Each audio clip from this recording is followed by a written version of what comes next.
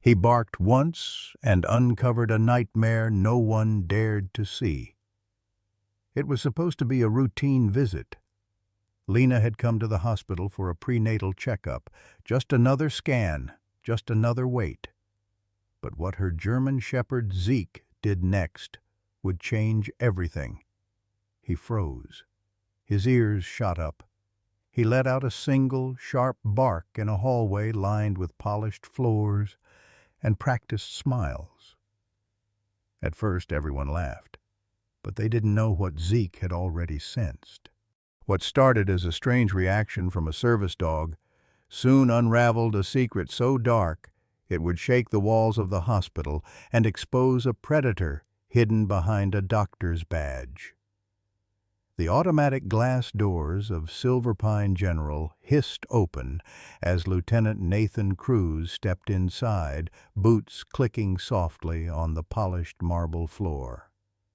The sharp scent of antiseptic, floor wax, and coffee blended in the air, an oddly comforting cocktail of hospital life. Zeke, his canine partner, padded silently at his side, ears flicking at every beep of a monitor or distant overhead page. The German shepherd's gait was smooth, deliberate, every muscle coiled with purpose beneath his brindle coat. His black harness bore the bold white letters, "Canine Unit, Do Not Pet." Nathan glanced at the bustle unfolding in the lobby. Nurses in scrubs passed by in purposeful flurries, wheeling IV stands and clipboards. Families hovered at reception counters, some chatting nervously, others silent with worry. It was just another Monday morning at one of the city's busiest hospitals. On the surface, nothing seemed amiss. But that's the thing about danger. It doesn't always announce itself. Nathan adjusted his belt, glancing down at Zeke, who remained alert but calm. "Let's do the rounds, partner," he murmured, giving the leash a light tug. Zeke responded with a soft chuff, his eyes scanning the space like radar. They made their way down the east corridor, heading toward pediatrics first, then to oncology. It was part of a new routine instituted after a string of unsettling security breaches at hospitals nationwide. One involving a psychiatric patient slipping into neonatal care, another involving stolen medication. Silver Pine wasn't going to take chances. Nathan didn't mind the added responsibility. In fact, walking hospital corridors with Zeke felt almost therapeutic compared to the chaos he'd known overseas. There were no IEDs here, no insurgent whispers in alleyways, just fluorescent lights and the quiet hum of machines. Still, Nathan never let his guard down. He couldn't afford to. Not after everything he and Zeke had been through. He glanced again at his canine partner. Zeke had saved his life twice. Once during an ambush in Kandahar when the dog had taken shrapnel shielding Nathan. Another time in a collapsed building after an earthquake deployment, Zeke had found a trapped child no human searcher could reach. The scar that marred Zeke's left ear was a reminder of those missions, of the grit they'd both survived. Nathan sometimes thought Zeke understood more than most humans. Not just commands, but emotions, fear, pain, guilt, and resolve. Their bond wasn't one born of training, but of shared survival. As they turned the corner toward the maternity wing, Nathan slowed his pace. His radio buzzed faintly with chatter from other officers assigned to different floors. Everything seemed calm, routine.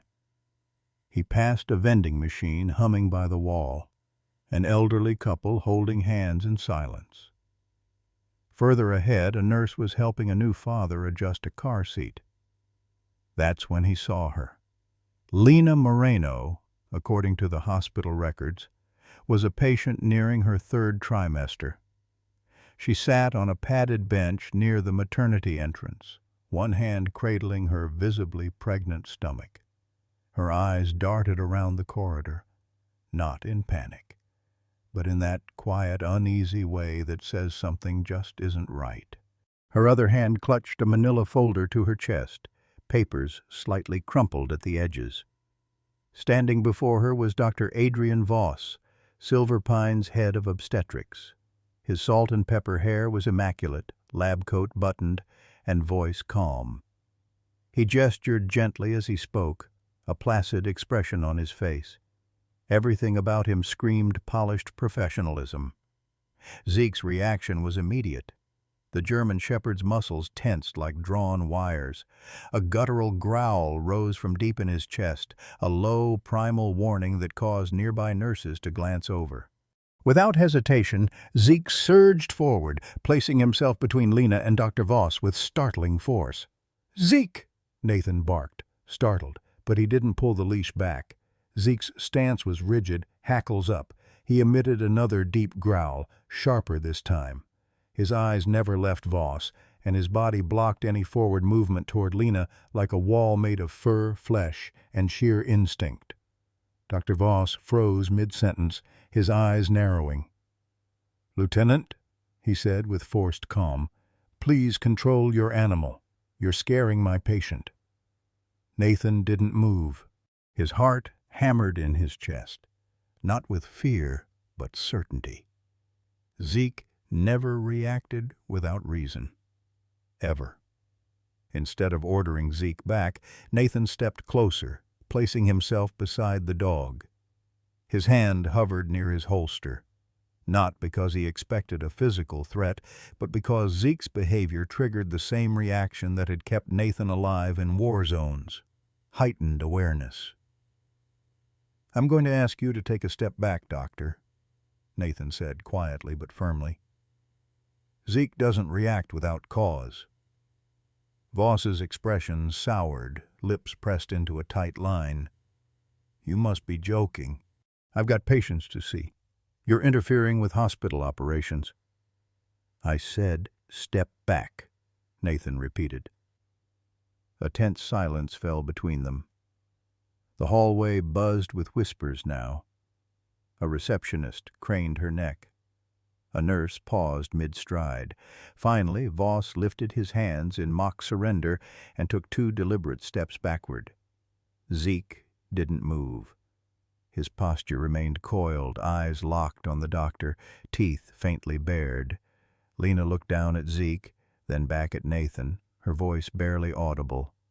I don't know why, but I feel safer with him here." Nathan nodded slightly. "That's his job." He crouched beside Zeke, resting a hand on his back, grounding them both. Something unspoken passed between them. A pulse of shared recognition. Nathan didn't need evidence yet. He had Zeke, and Zeke had just drawn a line in the sand. Something was wrong. He could feel it, and so could his partner. And whatever it was, it had just stepped into their field of vision, wearing a white coat and a smile. Zeke stopped cold. 1 second, they were passing the soft pink signage of the maternity wing. The next, the German shepherd's entire body stiffened beneath his harness. His ears pinned back.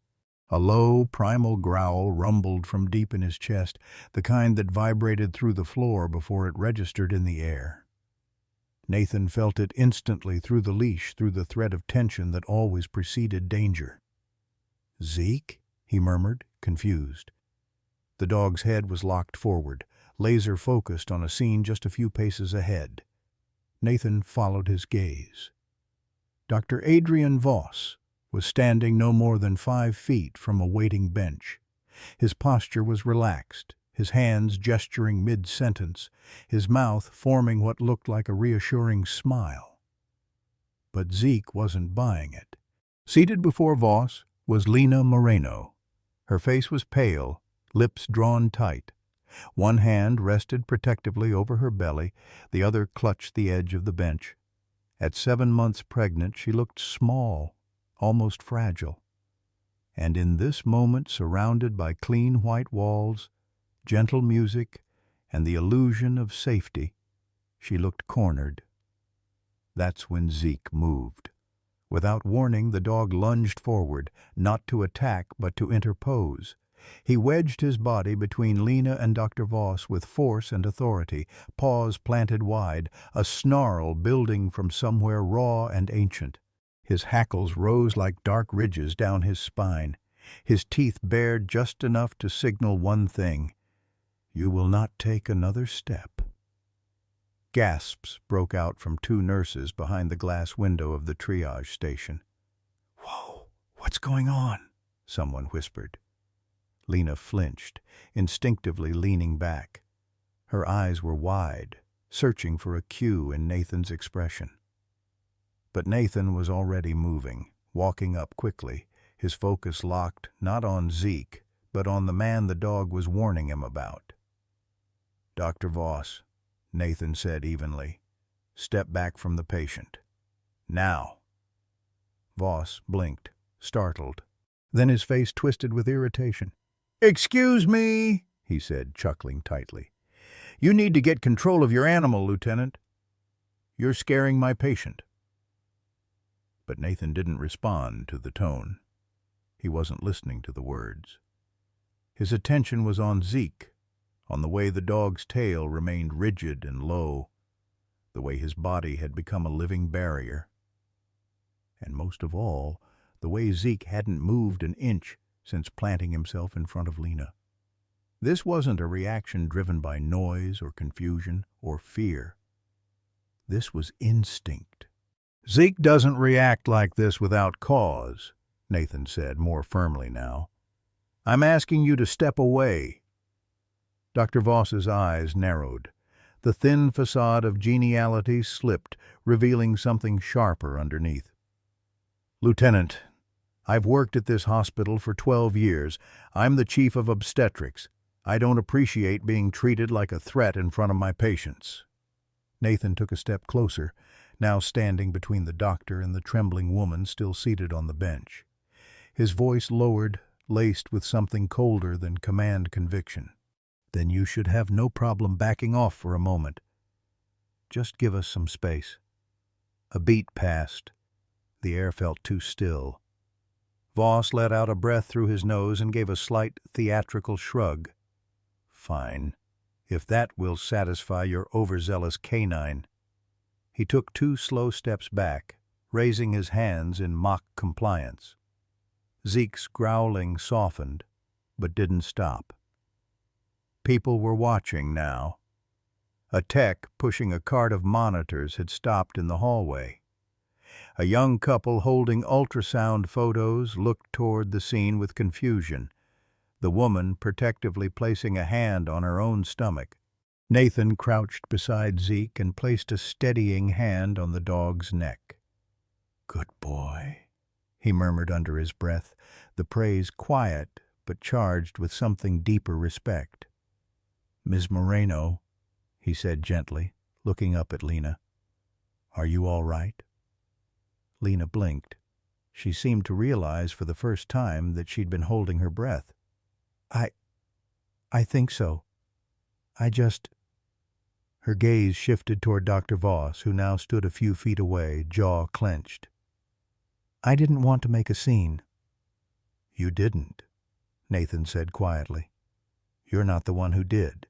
Zeke's body remained between them like a wall of flesh and trust. "I'll have security escort you to a different waiting area," Nathan said to Lena. "Somewhere private, away from here." Dr. Voss's voice cut in, sharp now. "Are you implying I've done something wrong?" Nathan didn't look at him. He kept his eyes on Lena, whose face had grown even paler. "I'm implying," Nathan said carefully, "that my dog thinks something's wrong. And that's good enough for me." It was a line that didn't need to be shouted. It landed like thunder anyway. Voss didn't reply. Nathan stood, fingers grazing the radio mic clipped to his shoulder. Zeke took a half step forward, still focused, still ready. And somewhere, deep in Nathan's chest, a sense of foreboding took root. This wasn't over. Whatever had just happened here, it wasn't a misunderstanding. It wasn't a dog's mistake. It was a warning, and Zeke had just delivered it loud and clear. The hallway had gone oddly quiet. Not silent exactly. There were still the distant sounds of monitors beeping, overhead announcements, the low hum of life in a hospital, but something intangible had shifted, like the air itself was holding its breath. Zeke hadn't moved from his post. Even as Dr. Adrian Voss stepped away, even as security arrived and gently guided Lena Moreno to a private consultation room, Zeke remained taut, his eyes never leaving the space Voss had just occupied. It wasn't fear, it wasn't agitation, it was vigilance in its purest form. Nathan had worked with Zeke for over 6 years. He'd seen the dog perform in live fire zones, disaster areas, high-stakes raids. Zeke had been trained to read body language, sense stress hormones, identify irregularities in breath, heartbeat, and movement. But he'd never seen his partner hold this kind of rigid focus on a specific person with such intensity. As a nurse passed them on her way to a supply closet, Zeke gave no reaction. A doctor in a green scrub cap walked briskly by with a chart. Zeke didn't flinch. 2 techs laughed as they rounded the corner pushing a squeaky cart of linen. Zeke didn't even glance at them. But when Dr. Voss appeared again at the opposite end of the hallway, talking tersely to someone in a white coat, Zeke's ears pinned back and his shoulders tensed like clockwork. Not a full growl this time, but a low, alert hum pulsed from his throat, the kind that said, "I haven't forgotten, and I'm still watching you." Nathan didn't tug the leash. He didn't need to. Zeke wasn't reacting out of fear or confusion. He was tracking. Nathan's own pulse had leveled out since the incident, but now it kicked up again, that old familiar tightness curling beneath his ribs, the one that always came before something fell apart. He tapped his radio, murmured a quick code to dispatch for a routine status check, then stepped toward the door of the room where Lena had been relocated. The consultation room was quiet and dimly lit.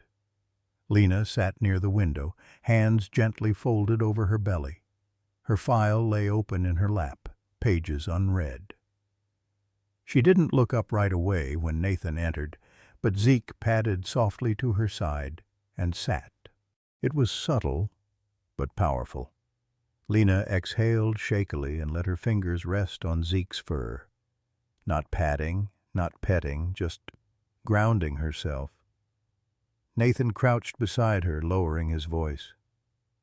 "How are you holding up?" She gave a half-smile, then shook her head. "Honestly, I don't know." Her voice was soft, but steady, like someone choosing courage in a moment she didn't ask for. "I didn't mean to cause a scene," she added quickly. I froze." Nathan studied her face, then Zeke's. "You didn't cause anything," he said gently. "And Zeke doesn't overreact." Lena's eyes flicked toward the door. Her voice lowered. "I've seen Dr. Voss twice before, for routine checks. Nothing concrete, just a feeling. He's always so polite, so calm. But whenever he stands close, She hesitated, then finished in a whisper, "I feel like I can't breathe." Nathan's spine straightened. "Have you told anyone?" She shook her head. "Who would believe me? He's him. My friend said I was just nervous, that he's a celebrity in this hospital, and maybe I am nervous. Maybe it's all in my head, but when your dog growled at him today—" Her voice cracked. She didn't finish the sentence. She didn't have to. Nathan felt that old instinct spark, that quiet but undeniable click that told him something wasn't lining up. He didn't have evidence, not yet. But what he did have was standing alert beside Lena, eyes fixed on the corridor. Nathan rose slowly, his thoughts shifting like gears locking into place. People trusted titles. They trusted coats. They trusted reputations and clean, practiced smiles. But Zeke didn't care about any of that. Zeke cared about what couldn't be masked: the scent of adrenaline, the subtle change in pupil dilation, the sweat under a pressed collar, the truth that clung to someone, whether they meant for it to or not.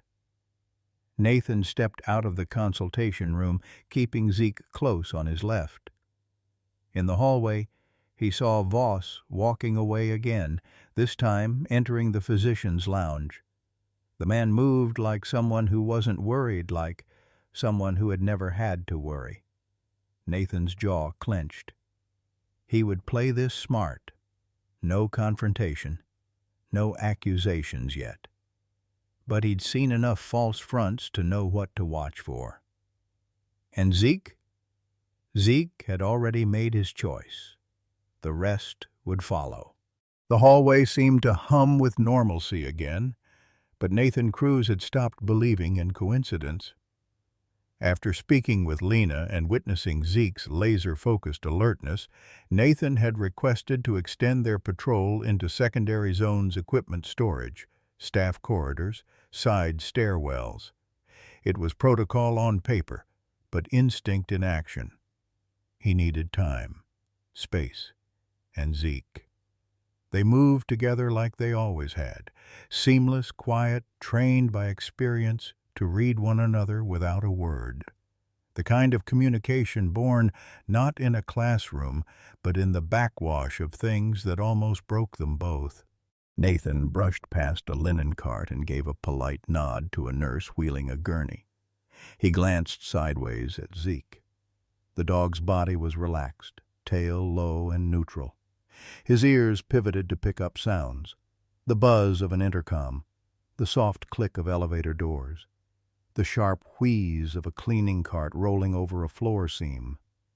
Nothing stirred him. That alone told Nathan everything. Because Zeke wasn't wound tight by default.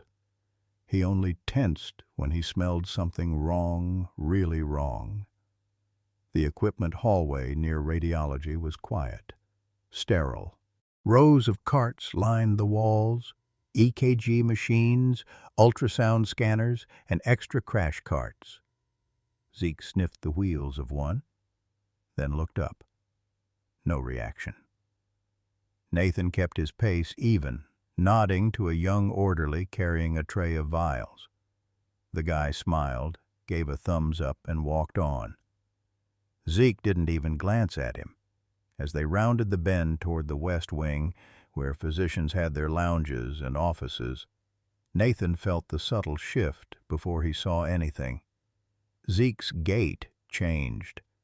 It wasn't sudden, not like before. It was gradual, like a current shifting under calm waters. His steps slowed, his head lowered by a degree. The fur along his spine didn't rise yet, but his ears rotated forward, pinning to the sound of something or someone.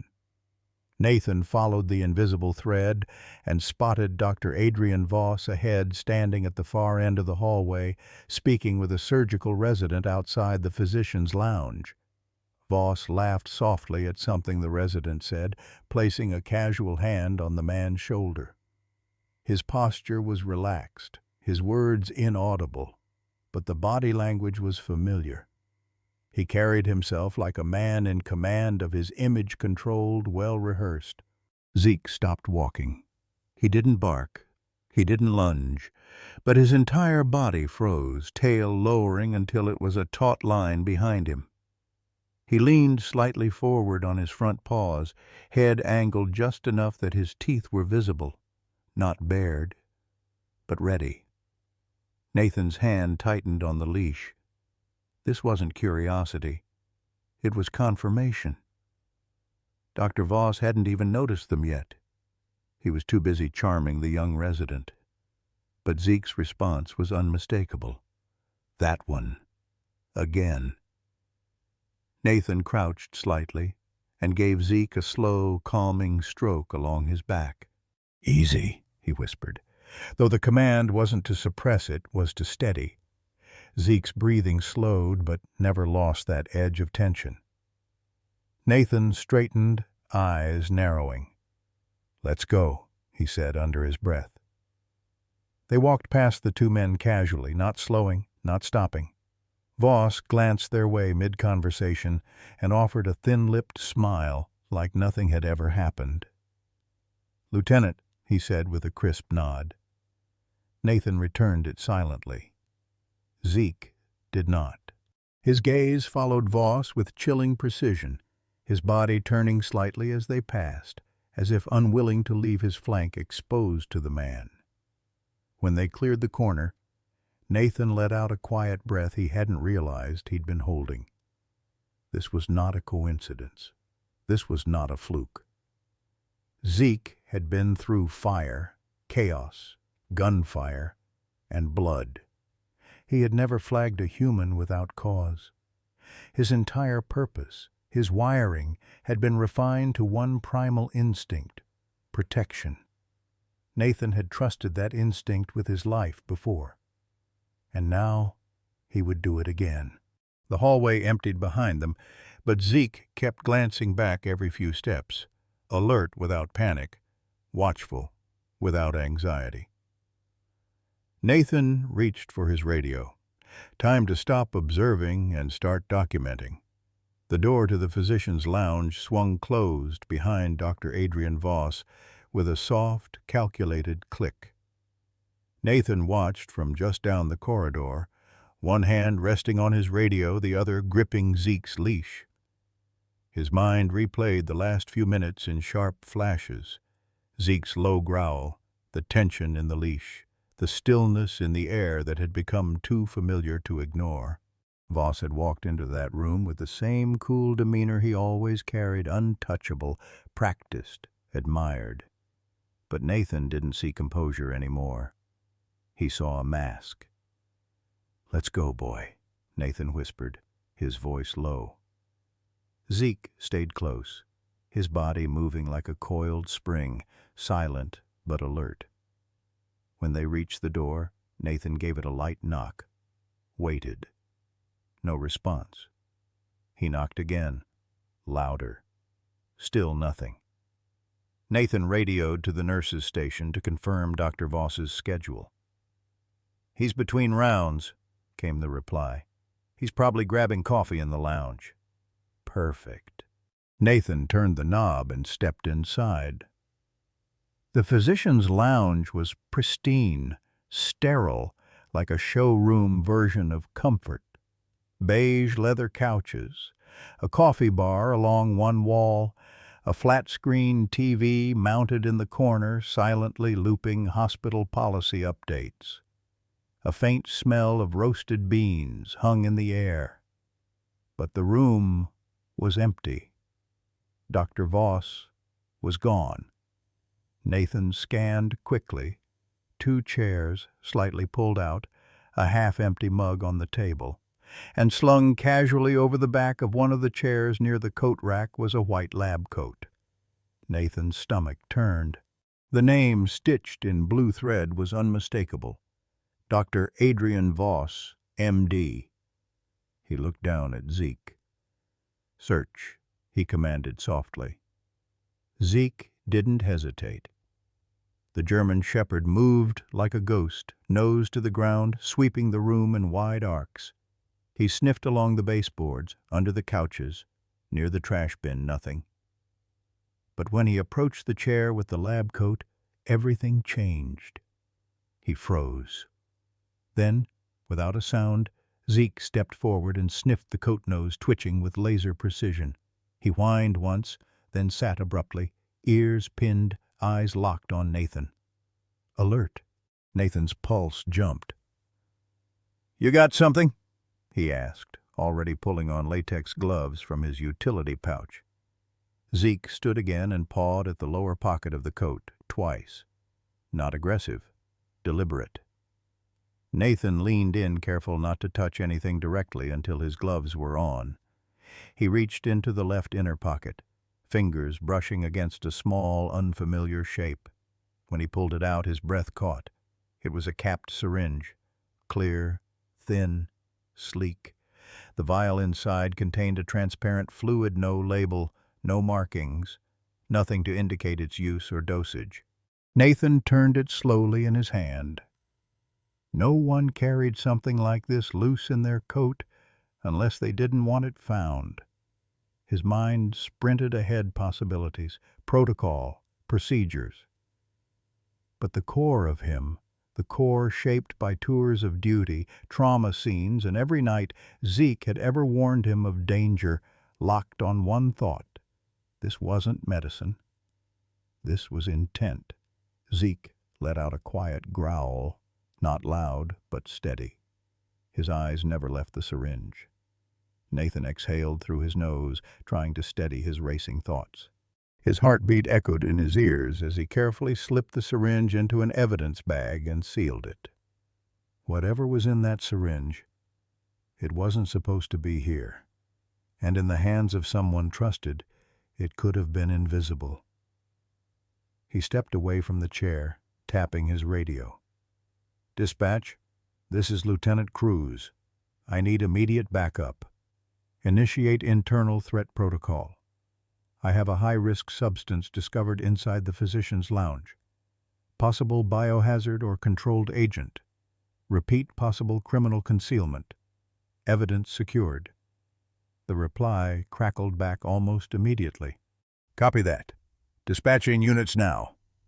Nathan looked down at Zeke, who was now sitting calmly, posture proud and watchful. There was no tension left in the dog's body, not now that the threat had been identified. Nathan felt a chill crawl up his spine. Zeke had been right from the beginning.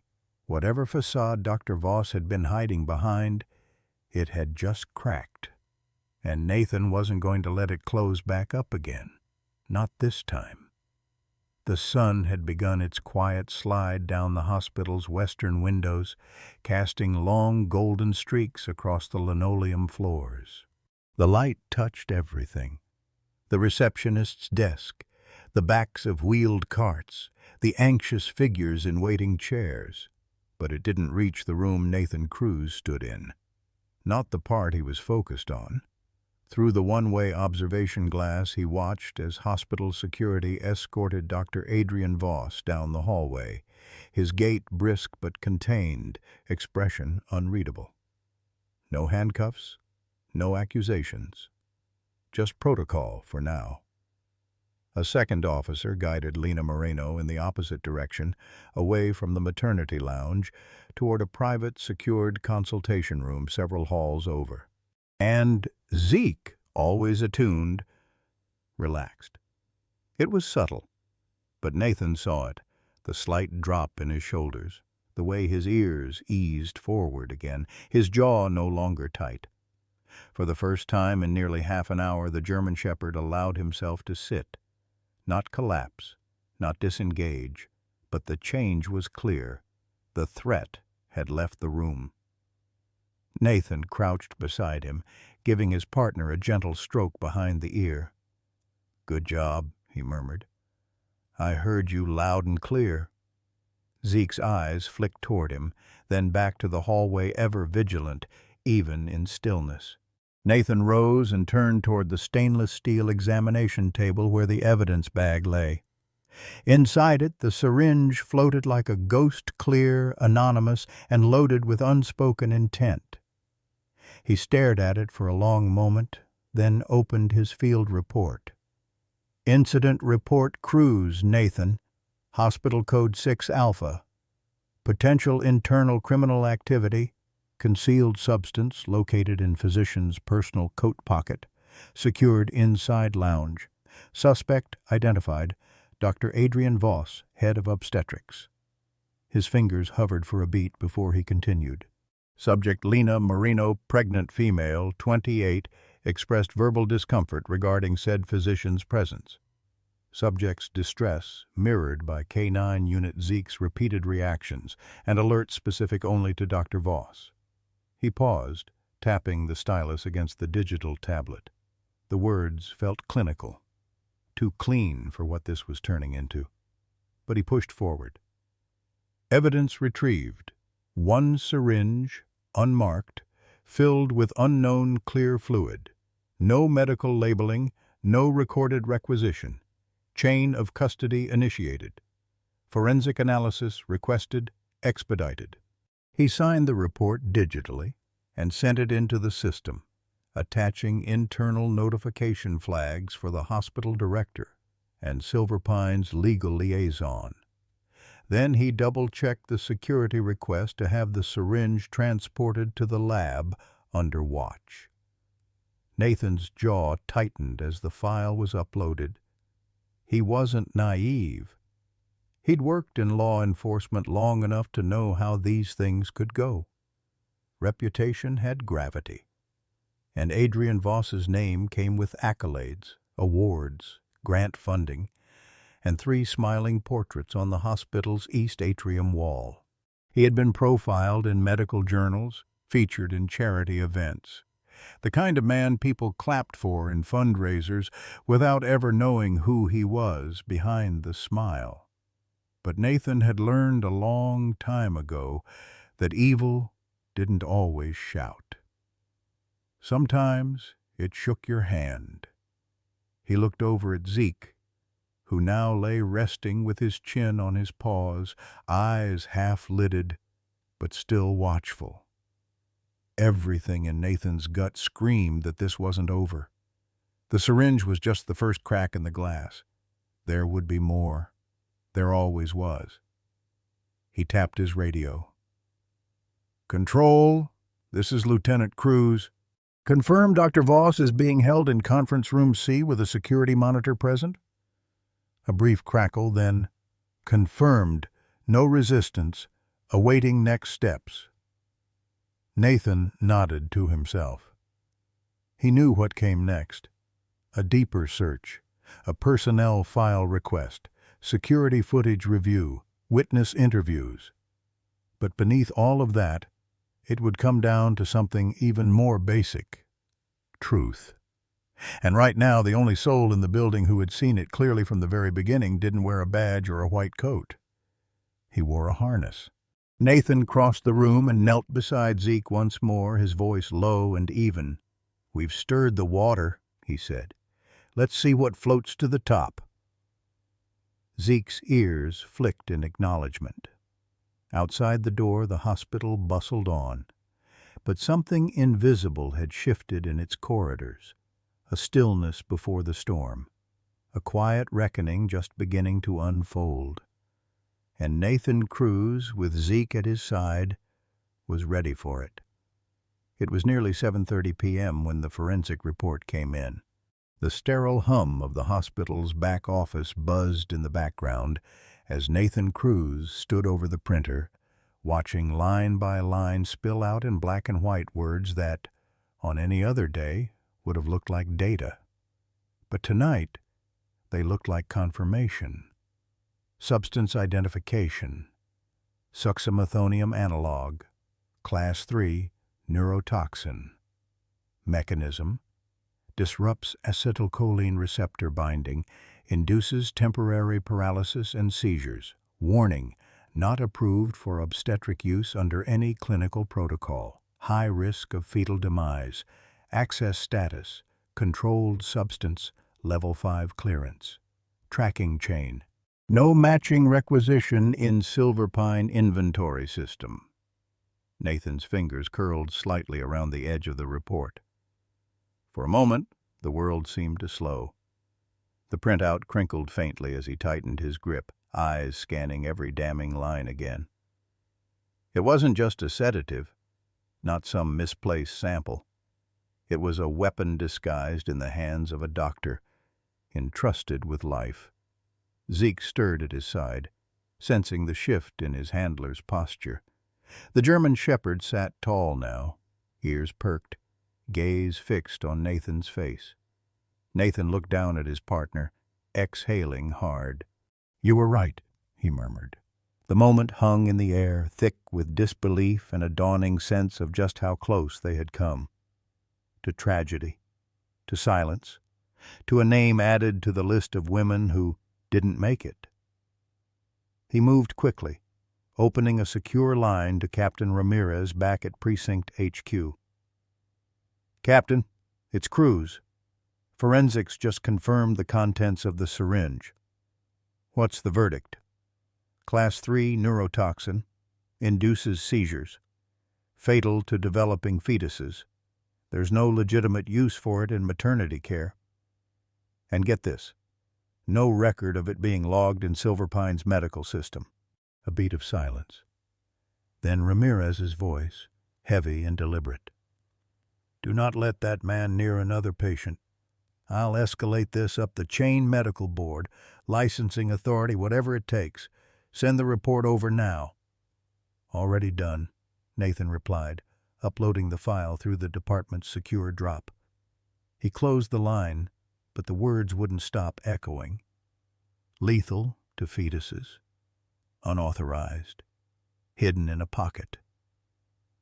And Lena, 7 months pregnant, a single step away from trusting the wrong man.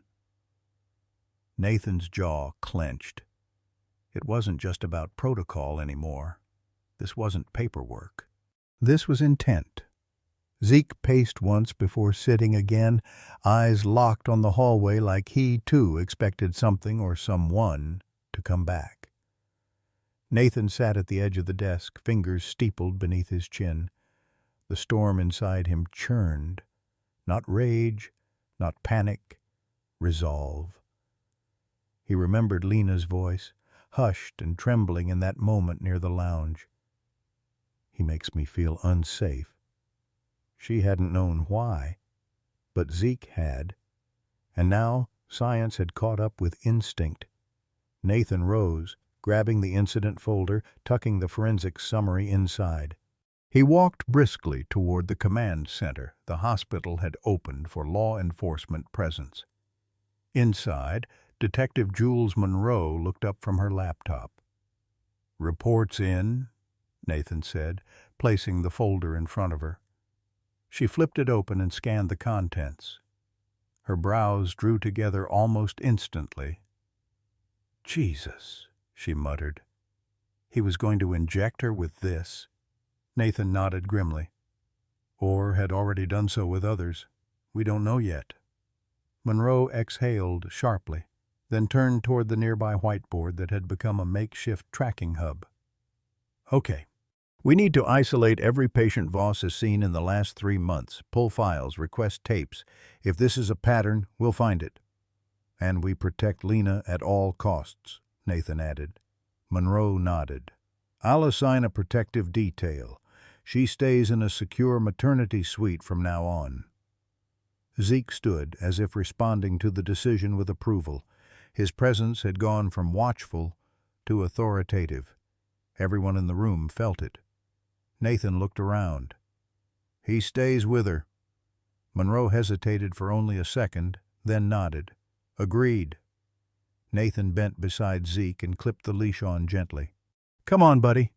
Let's go watch over her." And together, man and dog left the command room behind. Not as a patrol unit, not as part of a routine, but as guardians of one woman, of one unborn child, and of a truth that was just beginning to unfold, like a scar unmasked beneath a white coat's pristine surface. The fluorescent lights in the hospital administrator's office hummed faintly overhead, casting sterile shadows across the polished desk. Nathan Cruz sat across from Sylvia Harrow, the director of operations at Silver Pine Medical. Her fingers fidgeted nervously with the corner of a manila folder, though she tried to maintain a composed expression. Nathan's voice was calm, but the steel beneath it was unmistakable. "I need access to Dr. Adrian Voss's personnel file, complete and unredacted. Now." Sylvia hesitated, her lips parting but no sound coming. Zeke stood beside Nathan, still and statuesque, eyes locked onto her with quiet intensity, as if he too sensed there was more than bureaucracy at play. Officer Cruz. Dr. Voss is one of our most senior physicians. He's won multiple awards. He's been featured in— I'm not interested in accolades, Nathan interrupted. This isn't a review. This is an active investigation involving a concealed, unauthorized neurotoxin that could have killed a pregnant woman and her unborn child. That syringe was found in his coat. He had no answer for it. I want that file. A beat of silence. Then, with a reluctant sigh, Sylvia reached into a locked drawer, withdrew a thick file folder with a burgundy tab, and slid it across the desk. Everything we have, she said, though her tone implied it may not be all there should be. Nathan opened it carefully, flipping through glossy photos from fundraisers and magazine clippings first. Dr. Voss, redefining maternal excellence. Modern miracle worker at Silver Pine. How one man is saving lives with a scalpel and a smile. There were framed thank you letters from wealthy families, printouts of glowing patient testimonials, a commendation from the state medical board. His resume read like a golden boy's dream. Ivy League education, fellowships in Europe, a spotless license renewal history, too spotless. Nathan's instincts prickled.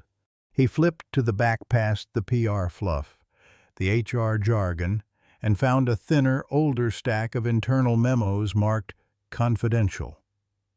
He skimmed the subject lines. July 12, 2021. Staff nurse complaint regarding Voss's refusal to document adverse event. November 3, 2022. Reported fetal distress following routine amnio. No explanation offered. March 19, 2023. Unofficial report. Patient request to change provider due to gut feeling. May 5, 2023. Stillbirth during routine scheduled C-section.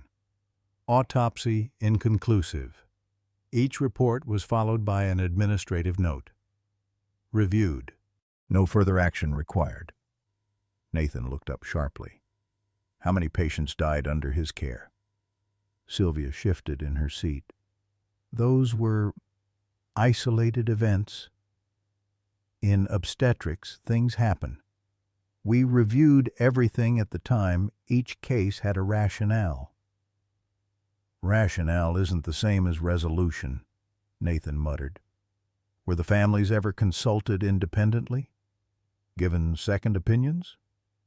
Some requested them. But Dr. Voss is persuasive charming even. Most were reassured. Nathan shook his head slowly. Or manipulated. His fingers traced the paper edges.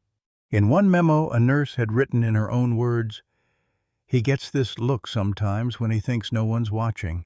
Not compassion. Not focus. Something else. Cold. Like he's studying you, not helping you." Nathan's chest tightened. Zeke gave a low, near inaudible growl, a sound that barely passed as breath but was laced with meaning. Nathan looked down at him. I know, boy. I feel it too.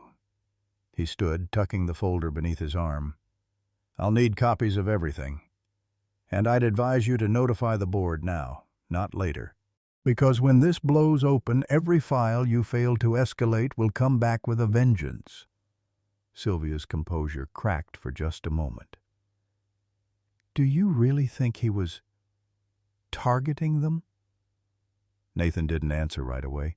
He looked toward the window toward the maternity wing glowing softly in the distance, where Lena was likely trying to rest after the fear she'd felt all day. Finally, he said, I think a predator can wear a white coat just as easily as a mask, and I think your hospital made it easy for him. As he left the room, the weight of the folder in his arms felt heavier than paper. It felt like the first real proof that the monster wasn't imagined. He'd been working in daylight, smiling into cameras, comforting mothers with gloved hands, while burying secrets no scalpel could ever heal. But now, the mask was slipping, and beneath it, something unspeakable was beginning to take shape. It was just past midnight when Nathan Cruz sat alone in the hospital's dim security control room, the hum of servers a low chorus behind him. The security guard on duty, a young man named Cole, had gone silent 30 minutes ago after Nathan requested full archival access to the last 60 days of footage from the maternity wing. Now, both men stared at the wall of monitors, eyes fixed on the grainy black-and-white feed from 2 weeks ago timestamp, 02:46 a.m., hallway camera, 3rd floor. There he was, Dr. Adrian Voss, alone, no clipboard, no nurse, no official patient call, just him and the hush of post-midnight silence, gliding down the corridor like he belonged there, which technically he did. But there was something wrong in the way he moved, something deliberate, too smooth. He didn't hesitate at doorways, didn't check vitals or monitors. He didn't even glance at the nurse's station. He was hunting. The footage jumped to room 314. Cole clicked to open the interior feed, a restricted use angle, only accessed for liability purposes. The bed's occupant, a pregnant woman, sound asleep, breathing steadily, chest rising and falling beneath the hospital sheet. Her fetal monitor blinked rhythmically behind her. And then Voss entered. No words were exchanged. He moved to her side with clinical ease, rolled her sleeve up like he'd done it 1,000 times. From his pocket he drew a capped syringe, no label, no chart check.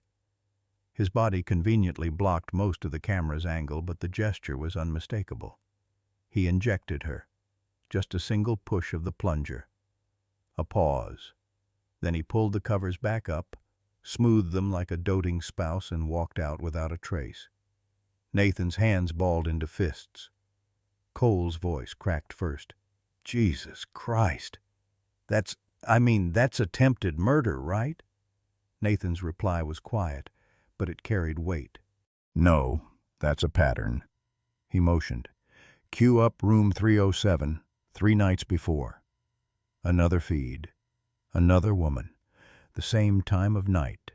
The same syringe. The same exit." Nathan asked for another. Then another. By the 6th video, Cole looked like he might vomit. How did no one notice? There were no alarms, no codes, no... "He didn't want to kill them outright," Nathan said grimly. "He wanted to introduce complications.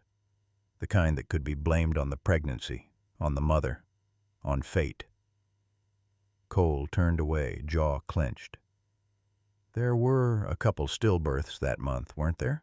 Nathan nodded slowly. "At least 4, all previously considered low risk, all under Voss's care." A silence fell over the room. The glow from the monitors lit Zeke's face where he lay at Nathan's side, ears twitching. Even the dog seemed subdued, sensing the depth of the horror they were witnessing. Nathan leaned forward, eyes locked on the screen. "This isn't negligence, this is precision, intent." And he knew no one would question him because he wore the coat, because he smiled, because no one expects death to arrive with a steady heartbeat and a gentle bedside manner. He clicked through one last video time-stamped only 4 nights ago. Room 319, Lena Moreno. The moment Voss entered, Zeke, who had been lying still, rose to his feet and let out a low, guttural growl. It was so sudden Cole jumped in his chair. Nathan put a hand on Zeke's shoulder. I know, boy." In the footage, Voss stepped into the room. Lena stirred. Her eyes opened. She spoke, but the camera had no audio. Voss paused, then turned, left. He hadn't gotten the chance, because Zeke had been there, stationed at her door just hours earlier, because something instinct, fate, or justice had intervened. Nathan sat back, exhaling through his teeth. The weight in his chest was too familiar rage wrapped in helplessness. He'd seen injustice before. As a former canine handler in military intelligence, he'd looked war in the face. But this was war with a smile, and the battlefield was a place where mothers were supposed to feel safe. He turned to Cole. "Pull every night shift log. I want to cross-check when he was on call versus when these patients declined. I want access to digital chart entries, any discrepancies, backdated logs, missing notes." "And then?" Nathan looked down at Zeke, who was still standing, ears locked forward. "Then we go public. No more shadows. No more hiding behind paper walls." Zeke let out a soft chuff as if in agreement. Nathan placed a flash drive into the computer and downloaded everything. The evidence wasn't just compelling, it was damning. A pattern of untraceable crimes disguised as complications. Tiny deaths buried under mountains of paperwork and silence. But now the silence was broken, and the daylight was coming. The room was quiet except for the soft whir of the fetal monitor and the faint rhythmic sound of rain tapping against the hospital window. Room 319 had become a space of guarded calm, a bubble carved out of fear and unanswered questions. But this morning, it was different. Nathan Cruz stood just outside the door for a moment, hand resting on the doorknob, taking a breath before entering. His badge still hung from his belt, and Zeke stood faithfully by his side, alert but relaxed. The German shepherd's eyes flicked toward the door, then back to his handler, as if reading the moment the way only Zeke could. Nathan stepped inside quietly. Lena Moreno was awake, sitting upright against the pillows, a blanket pulled over her belly. Her hands rested gently over the curve of her pregnancy, fingers loosely interlocked like she was trying to hold herself together from the outside in. She looked up as he entered, eyes tired, but not surprised. "You came back," she said softly. Nathan nodded. "Of course I did." Zeke padded in behind him, his paws making only the softest sound on the linoleum floor. He sat just beside the bed, body still, tail tucked neatly in a half-moon, posture protective. But not threatening. Not now. Lena's gaze drifted to him. There was something in her expression that Nathan hadn't seen before. Recognition. Safety. Nathan took a seat across from her. "How are you holding up?" Lena hesitated. She opened her mouth to say something casual, something brave, but stopped. The silence stretched between them, not awkward, but heavy. Finally, she looked down at her belly and exhaled. "I haven't slept more than 2 hours in a row since I got here. Every time I close my eyes, I hear his voice, calm, polite, asking me questions that didn't matter while staring at me like I wasn't real." Nathan didn't speak. He let the weight of her words land without rushing to fill the space. "I thought I was being paranoid," she said. "He never touched me inappropriately. He never raised his voice. But something about him felt wrong. I didn't tell anyone because I didn't want to seem like one of those patients. You know, hormonal, sensitive." She swallowed, her voice faltering. "But when Zeke stood in front of him like that, growling like I've never seen a dog do before, I felt like someone finally believed me, like I wasn't imagining it." Nathan leaned forward, elbows on his knees, his voice low and steady. You weren't imagining anything. Your instincts were right." Lena's hands gripped the blanket tighter. "I kept thinking, what if I had gone into labor early? What if he had been the one on call? What if—" Her voice cracked. Zeke shifted. He stood, stepped closer, and gently rested his head on the edge of her bed. Not a bark, not a whine, just presence. Lena froze for a moment, then reached out, fingers tentative at first. She touched the top of his head, then the space between his ears, and Zeke stayed perfectly still, only his eyes lifting to meet hers. And in that instant, something changed. Lena broke. Not loudly, not dramatically, just a silent stream of tears carving trails down her face. One hand still on her belly, the other resting on the head of a dog who had saved her life without saying a single word. Nathan waited until her breath began to even out, until she wiped her face with the sleeve of her gown and gave him a small, almost embarrassed smile. He's incredible. He's more than that, Nathan said. He was trained to detect changes in heart rate, cortisol, adrenaline. But what makes him special isn't just training. It's instinct. Zeke has seen war, loss, the kind of pain people bury. And for some reason, when he walked past your room that day, he knew. Lena nodded slowly. I believe that. For a moment, the room was still again. Outside, the rain eased. Nathan rose and walked to the window, pulling the curtain back just slightly. The world beyond was washed in gray, but inside this room there was a strange sort of peace now. You're not alone in this anymore, he said, turning back toward her. There's an investigation underway. The syringe we found, it's already at the lab. Law enforcement has what they need, and we're making sure you're safe until this is over. Lena nodded, the strength returning to her eyes piece by piece. I'm not just scared for me, she said. There are other women. I see them walking the halls with their little belly monitors, smiling, trusting. They don't know. We're going to protect them too, Nathan promised. But today, just today, I want you to let yourself breathe. Zeke chuffed softly at her side, and Lena smiled for the first time. I think I finally can.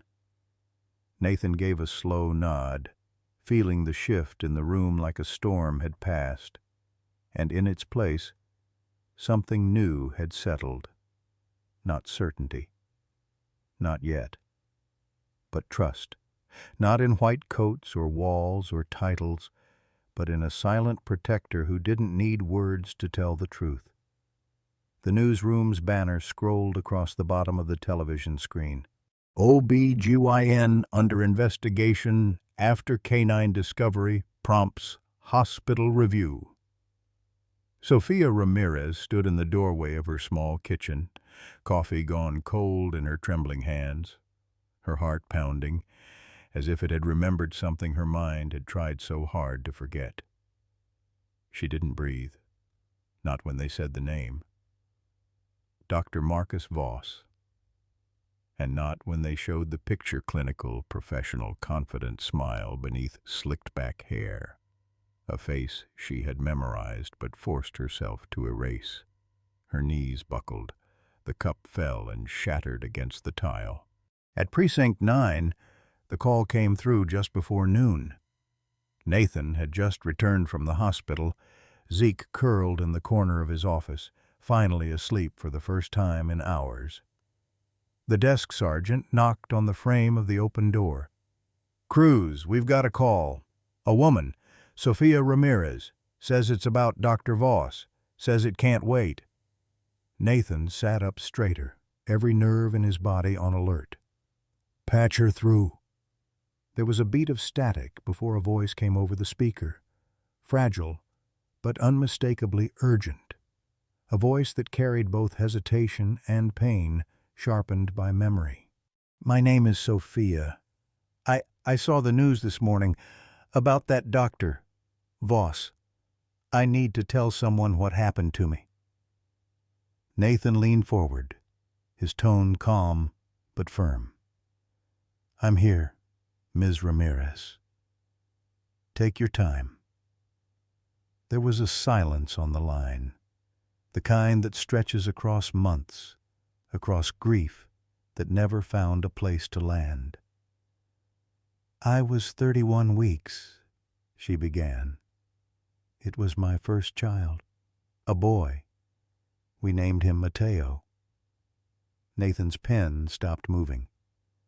I'd been going to Memorial Hill for months. Voss was always the one they scheduled me with. Everyone said he was the best, said he had a perfect record. But something in me, something always felt wrong. He never looked me in the eyes. He'd brush things off, concerns about movement, odd readings. He'd say, "It's normal, nothing to worry about." But it never felt normal to me. Her voice cracked. 6 months ago, I woke up bleeding. My husband rushed me in. I thought it was going to be okay. I thought they'd save him. But Voss was already there. And he said, "We're too late." Just like that. No explanation, no panic. Just cold. Nathan clenched his jaw, trying to steady his own breathing. I begged them to run tests. An autopsy. Something. But they told me these things happen, that it was nature, that I shouldn't ask too many questions or I'd never heal. A sharp breath through the line. But I knew something was off. I just didn't have the words or the power. No one listens when a mother grieves. They just tell you to move on. Nathan's fingers tightened around the receiver. "Ms. Ramirez, what made you call today?" Her voice changed. No longer fragile. Now it trembled with restrained rage. "Because I saw that you found something. That someone believed what I felt in my bones. That there was a dog who listened better than the system ever did." Nathan exhaled, long and slow. Zeke stirred in the corner. Sophia continued, "I don't want my son's name to disappear. I want to know if what happened to him was part of a pattern. I want his death to mean something." Nathan's voice was steady, but behind it was fire. "You've just given us something critical, Sophia, and you're not alone anymore. What you've shared will be documented, and it will open the door to review his prior cases." There was silence on the line again, and then a single word. "Thank you." Not relief, but recognition. That someone had finally heard the truth she carried alone for half a year. When the call ended, Nathan sat in silence, staring at the notes in front of him. Names, dates, fragments of suspicion now becoming a web of pattern. Zeke came to sit beside him. No sound, just presence. Nathan reached down and scratched behind the shepherd's ear.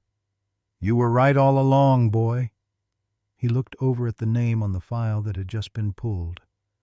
Mateo Ramirez, a child who never took his first breath, but whose death was no longer lost in shadows. There were other names waiting to be spoken, other mothers still carrying silence, and now the reckoning had begun. The briefing room was uncharacteristically silent. Papers rustled, monitors flickered, but no one spoke, because everyone knew what this was. It wasn't just another warrant, another perp walk. It was a reckoning. The table was scattered with evidence. A printed still from the security camera, Voss's silhouette leaning over a patient bed at 2:13 a.m., syringe in hand. Forensic reports labeled in bold, substance identified, tetrazoline variant, unauthorized neurotoxin. Handwritten statements, highlighted in yellow: Sophia Ramirez, Maria Chen, Casey Withers, all mothers with grief that now had a name. Detective Lillian Hart stood at the front, arms folded. "We've got cause, we've got proof, and now we've got witnesses. There's no wiggle room left." Nathan sat at the end of the table, Zeke at his side. The shepherd hadn't taken his eyes off the door all morning, posture tense. He could feel something was coming, and he was right. Hart looked toward Nathan. "You'll take point. He knows you. He'll underestimate you. That gives us 5 seconds longer than he gives anyone else." Nathan gave a slight nod. His eyes flicked down to the tactical harness he was adjusting on Zeke's chest. "He's smug," he said quietly. "He thinks the press clippings will save him." "He's not wrong," Hart replied, her voice like flint. "That's why we don't give him the chance." An hour later, the plan was finalized. Voss's shift ended at 4:30. They'd intercept him as he exited the south corridor. Low profile, no patient panic, just clean, coordinated detainment. Nathan crouched beside Zeke in the locker room. The fluorescent light above flickered faintly, casting long shadows across the concrete floor. Zeke stood tall and still, as if already in the zone. Nathan clipped the leash to the vest, but then paused, rested a hand on the shepherd's side. "Hey," he whispered. "You've felt it from the start, haven't you?" Zeke didn't move. His eyes, deep and unreadable, locked onto Nathan's like they shared something that didn't need words. "You knew. Before any of us had proof, you knew." Nathan exhaled, his voice rough. "I need you calm, steady, but ready." He glanced down at the old tag hanging from Zeke's collar bent, scratched, but still legible. "Federal K-9, retired, ZE-01 scene. Time to remind them what you were trained for." He buckled the last strap and stood.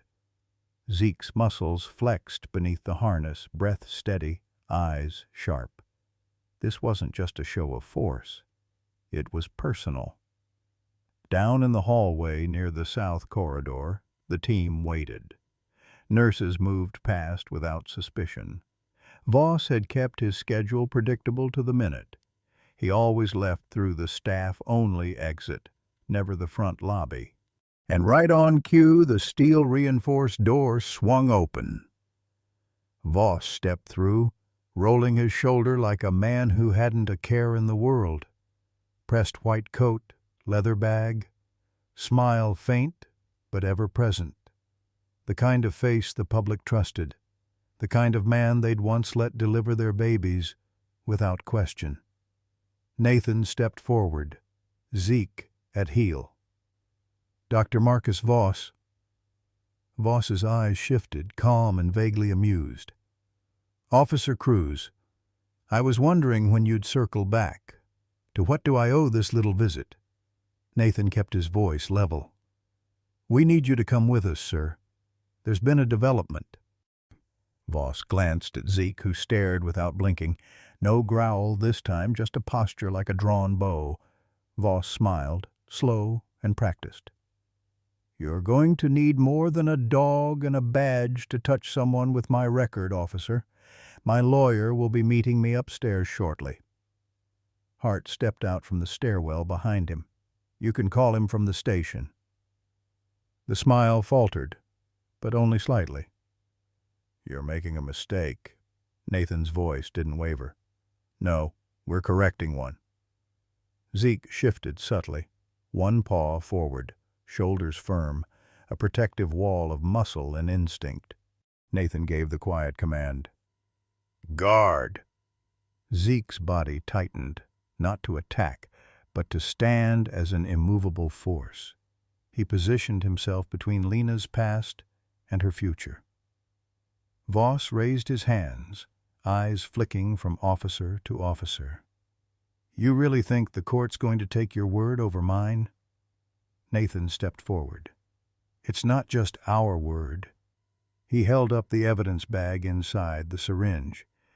"And it's not just our case." Behind him, Hart clicked the cuffs open.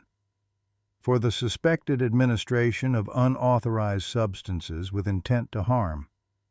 You're under arrest." And just like that, the mask slipped.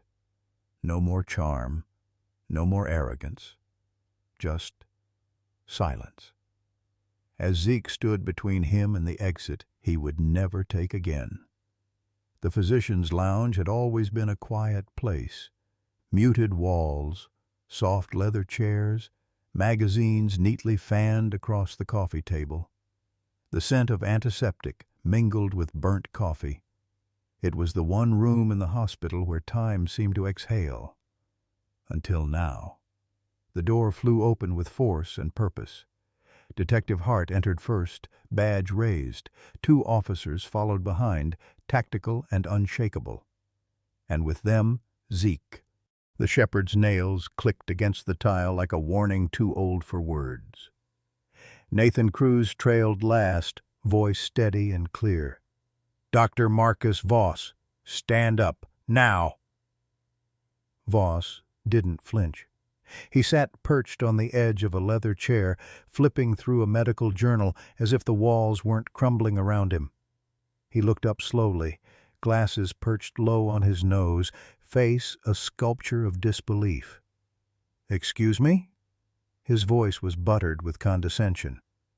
"You're under arrest," Hart said, crisp and unsentimental. "Please stand." Voss scoffed, tossing the journal onto the table. "On what grounds? You storm in here like some third-rate crime show without even—" "We have video footage," Nathan interrupted, stepping forward. "We have forensics. We have sworn testimony. We have your name tied to chemicals that should have never been in a hospital." Voss stood now, his chair scraping backward hard. "This is a witch hunt, a political performance. I've delivered over 1,000 children in this county. I've received national honors. You think a mutt and a few grieving women make a case?" His voice was rising, fingers pointing, spit at the corners of his mouth. "You're destroying decades of service my life on circumstantial nonsense." The room seemed to shrink with every word. Zeke didn't move, but his growl began low, controlled, rising from his chest like the distant rumble of a storm approaching. Dr. Voss froze at the sound. The shepherd's eyes locked onto his, unblinking, steady, primal. Not a threat, a declaration. "I see you." And suddenly the room was no longer Voss's sanctuary. It was his reckoning. Nathan stepped in, calm but resolute. That mutt picked up what no one else did. You walk into a room and his instincts shift. You approach a pregnant girl and he stiffens. You think that's coincidence? Voss's hands trembled now, just slightly, barely perceptible under the weight of his rage. "You're all fools," he snapped, voice cracking. "You don't understand. I was trying to—" He stopped. Too late. Hart's eyes narrowed. "Go on." But Voss clamped his mouth shut. That single moment of fracture of something too close to confession hung in the air like a live wire. Nathan didn't wait. "Turn around. Hands behind your back." Voss hesitated. For a moment it looked like he might bolt. The tendons in his neck tightened. His eyes flicked to the exit, the window, the door behind the officers. Zeke took a step forward, quiet but commanding. And that was the end of it. Voss turned. Hart cuffed him tight, final, without ceremony. "You have the right to remain silent," she began. But Voss was no longer speaking. Whatever arrogance he'd built his career on had cracked, like a mask dropped from too great a height. And in the shards beneath, there was no remorse, just exposure. Zeke didn't break eye contact until the door closed behind him. Outside the lounge, the hospital was still running. Phones ringing, monitors beeping, lives being born. But one man's illusion of control had just ended, and a dog, once thought retired, just a shadow of his former self, had drawn the first real line between guilt and justice. The sirens had faded, but their echo remained. Outside the hospital, a wall of flashing cameras and taut microphones pulsed against the glass doors. Reporters called out questions no one inside wanted to answer yet. Headlines were already forming. Voss's face splashed beside words like betrayal, horror, and doctor of death. But inside, it was quieter. Too quiet. The emergency ward didn't stop, for scandal babies still cried, heart monitors still beeped, but something had changed. The air itself felt bruised. Nurses stood frozen behind reception desks, whispering in fragments. A few clutched their clipboards tighter, as if holding on to some thread of routine might tether them to reality. Others stared into the hallway Voss had just been escorted down, now just an empty corridor. But it looked different now. Tainted. Like they'd all just realized they'd been walking through a haunted house without knowing it. In the OB conference room, a junior resident named April sat trembling with a paper cup of water she hadn't sipped. Her knuckles were white. I thought he was brilliant," she whispered. "He remembered my name. He called me Dr. Linton before I even finished my rotation." "Brilliant doesn't mean safe," murmured the head nurse beside her, voice brittle. An older midwife shook her head, face gray. "There were signs. We just didn't want them to mean what they meant."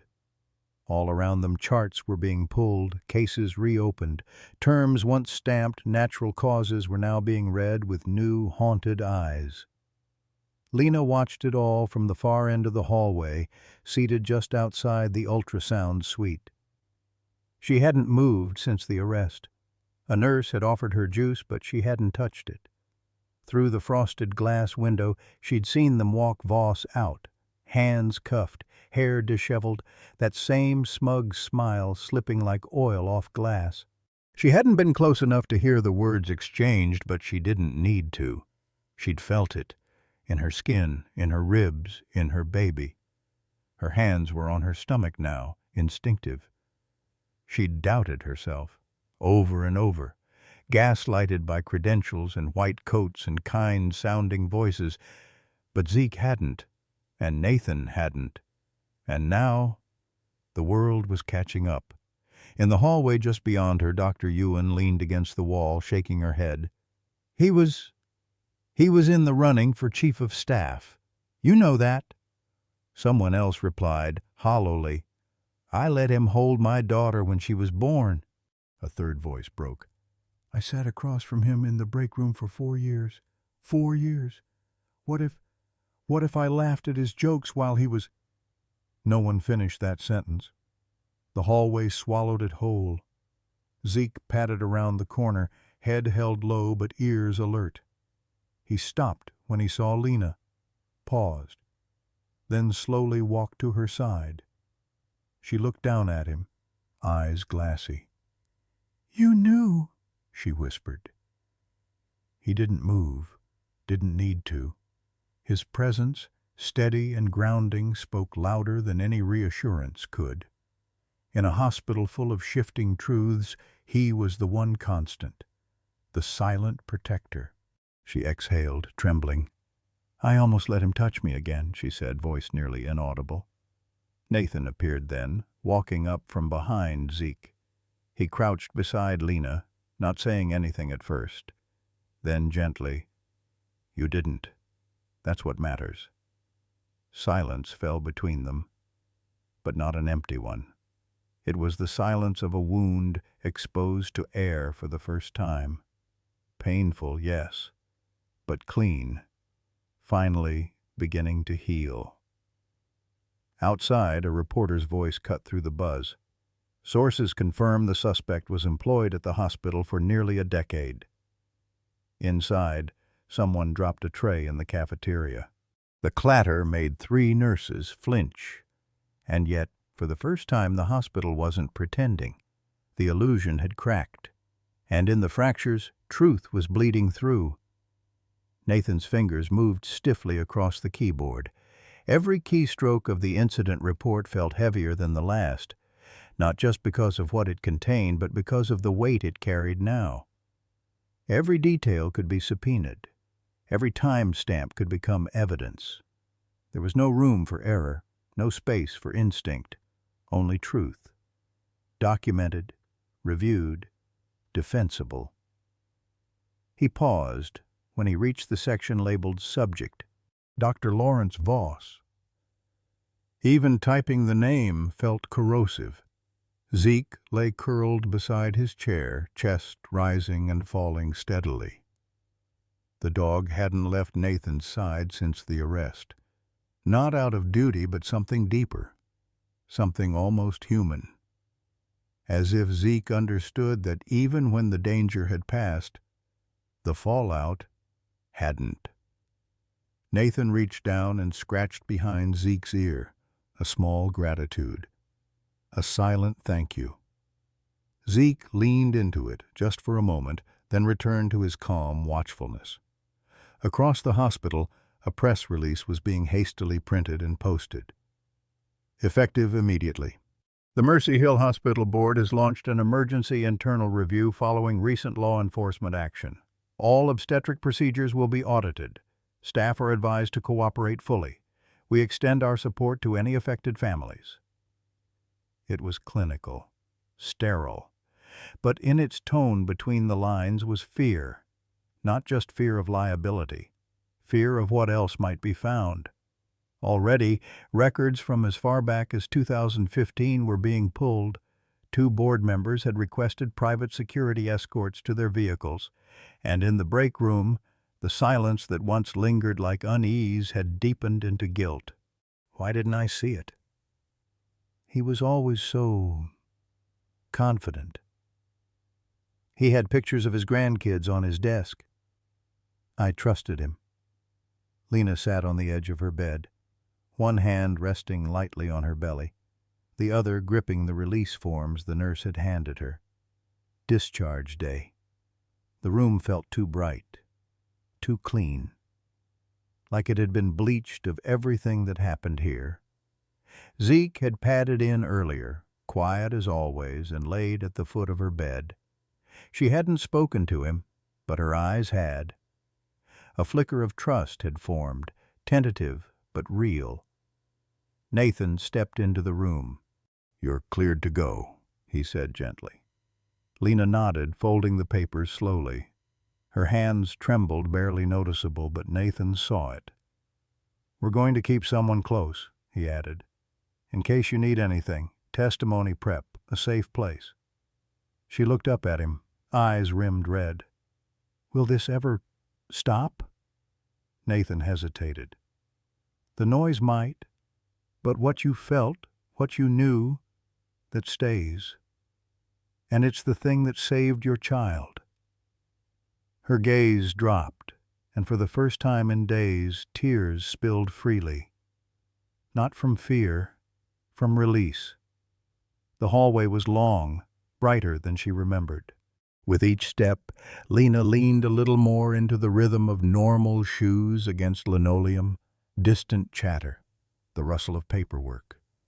She passed nurses who gave small nods, some warm, some awkward, none indifferent. Zeke walked beside her like a shadow, not leading, just present. But then, mid-step, her breath caught. Her hand flew to her abdomen. The world shifted. "Lena," Nathan called from just behind her. Her knees buckled. Everything dimmed around the edges, colors bleeding into each other, sound dulling like cotton stuffed in her ears. She reached for the wall but missed. Her body swayed. Zeke barked sharply once, then pressed against her side. Nathan was at her in seconds, arms catching her just before she hit the ground. "I've got you. Hey, stay with me." She wasn't unconscious, but she couldn't speak. Her body was shaking. A nurse nearby dropped a chart and rushed forward. "Wheelchair, now!" Zeke circled her once, low growl forming in his throat, not in aggression but in urgency. He nudged her gently, his muzzle pressing under her hand. Nathan laid her down carefully, checking pulse, calling for monitors, instinct kicking in. But inside him a different kind of panic stirred, not just for her, for the child she had fought so hard to protect. They wheeled her away moments later, monitors beeping, orders flying. Zeke followed without hesitation, weaving through staff like he belonged to no one and everyone at once. Nathan stood back for a beat, breath caught in his throat. The aftermath was never clean. Justice might have arrived, but healing was slower. And sometimes it bled before it sealed. The corridor hummed with the mundane, carts rattling over scuffed tiles, murmured conversations, the scent of antiseptic clinging to everything.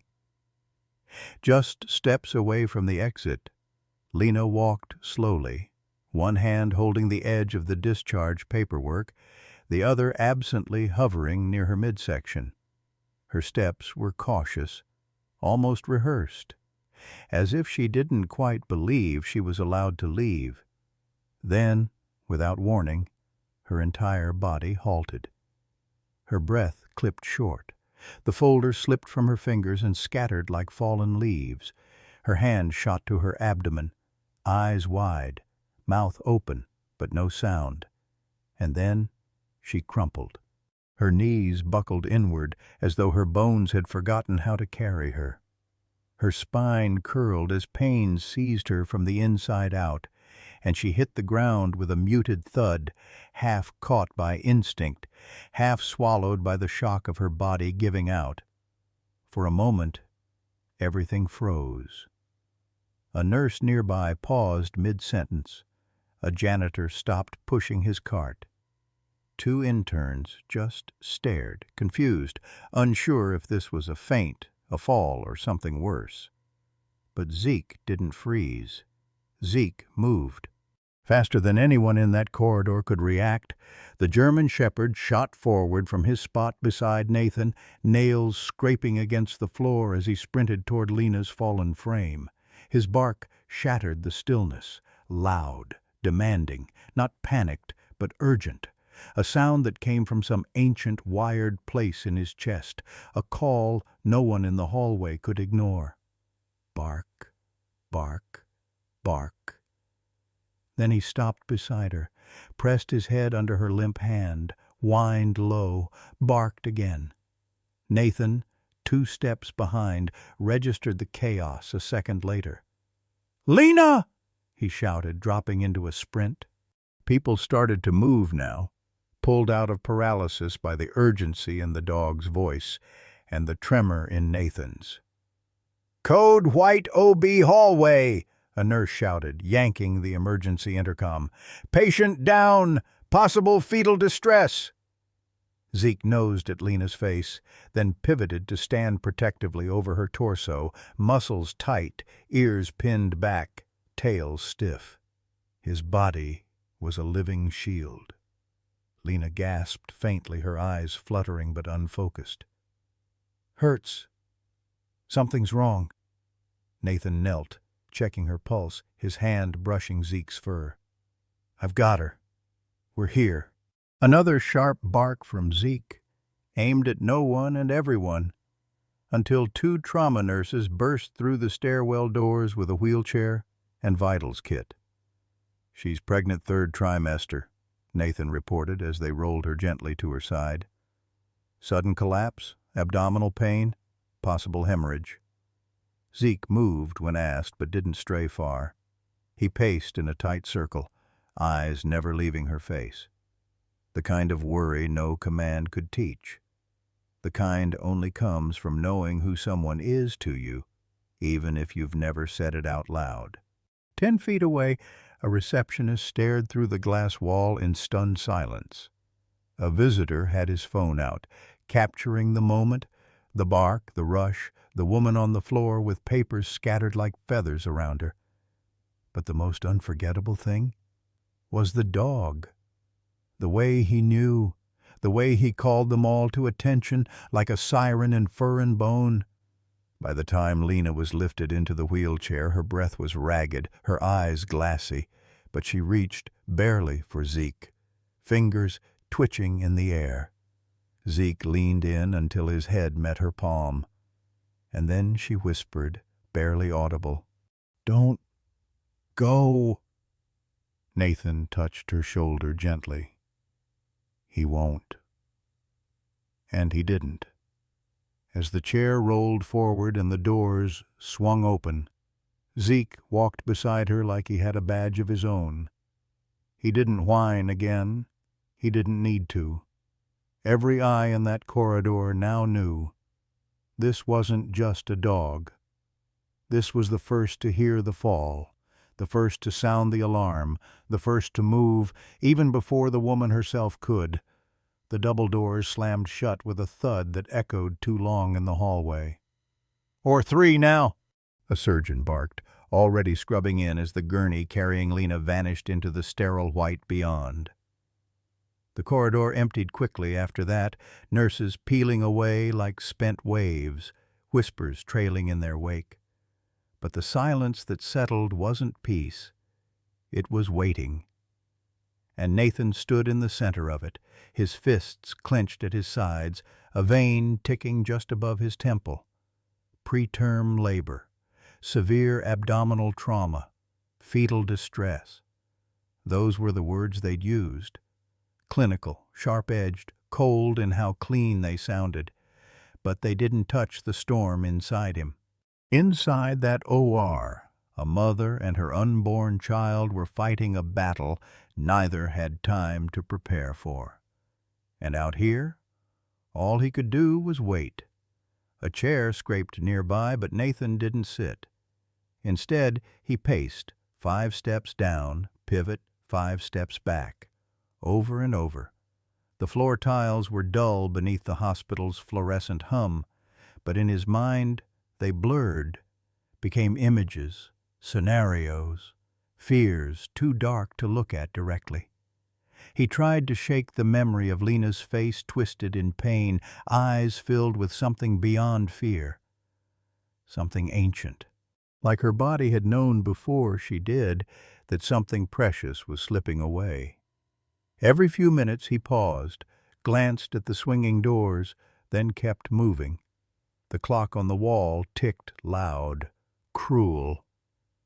And then there was Zeke. The German shepherd lay flat on the cold tile, chest rising slow and steady. But his body was taut-coiled like a spring. His ears twitched at every metallic clang from the surgical wing, every footstep, every muffled voice behind the walls. But he didn't move, didn't whimper, didn't bark. Just listened, like he was holding the space. Like somehow he understood the stakes, too.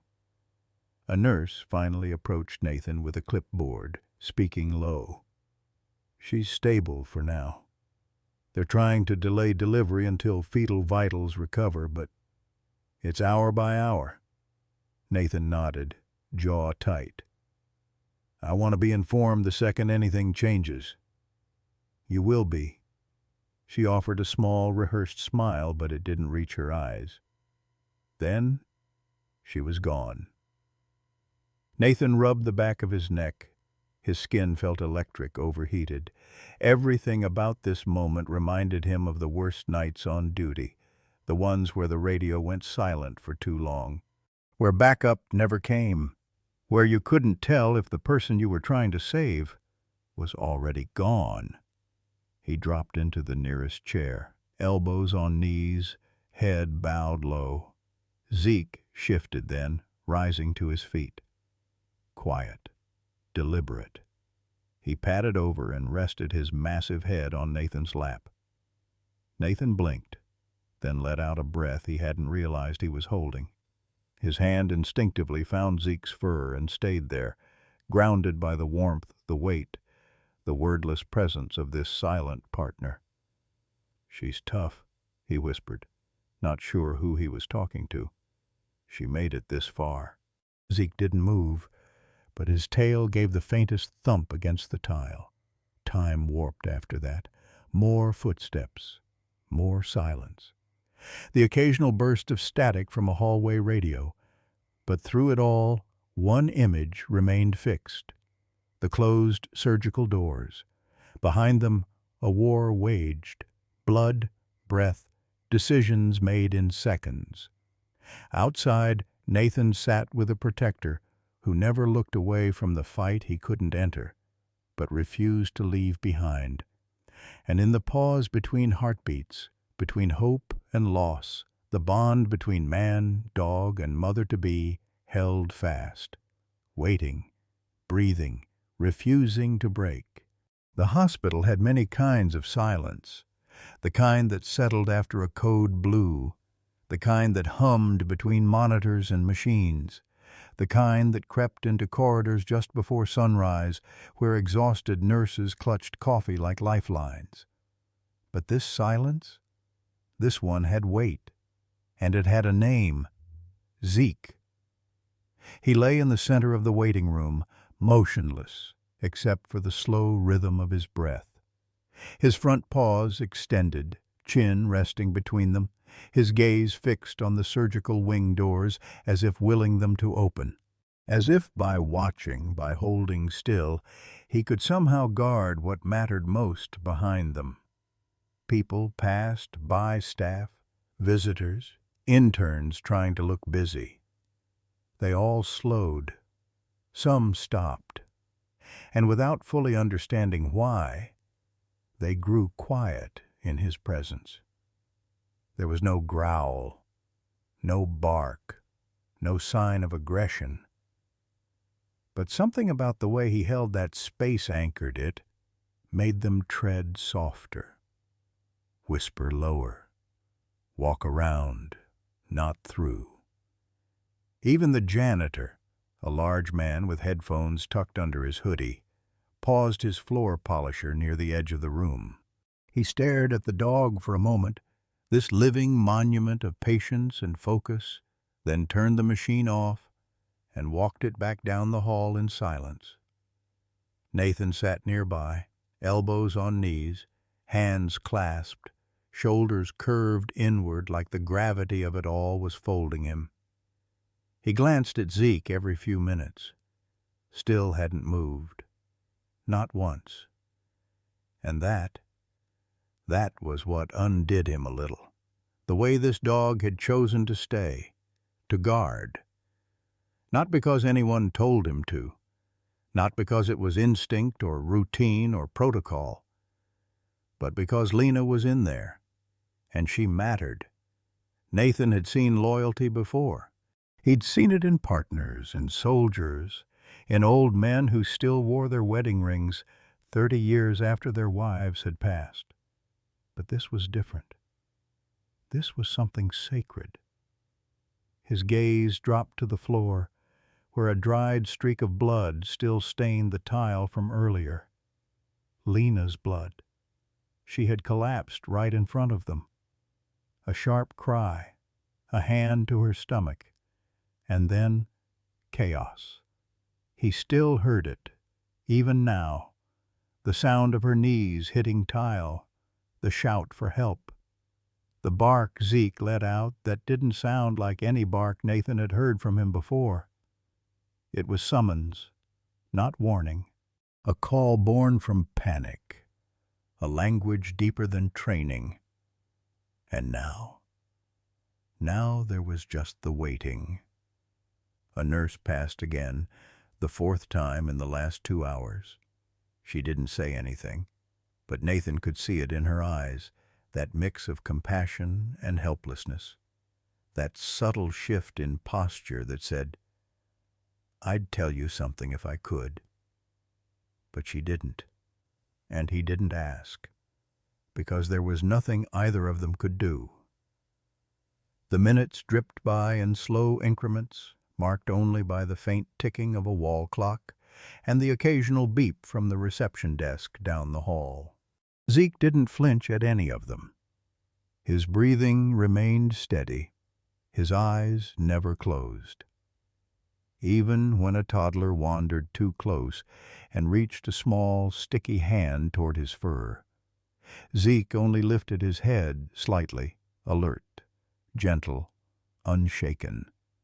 The mother swooped in with an apology, but Nathan shook his head softly. "He's okay," he murmured. "He's more than okay." Somewhere deep in the hospital, behind those locked doors, surgeons were trying to delay what nature had rushed: fetal distress, preterm labor. There had been whispers possible uterine rupture, blood loss, complications no one dared voice aloud. Nathan had faced down violent suspects, armed raids, riots. But nothing felt as paralyzing as this kind of helplessness, this waiting without power, without agency. And yet Zeke remained. A sentinel, not pacing, not whining, just being. Present. Nathan ran a hand over his face, stubble scratching at his palm. He realized his other hand had been resting on Zeke's back for the last hour. He hadn't even noticed the warmth there, the heartbeat beneath fur. "You feel it too, huh, boy?" he whispered.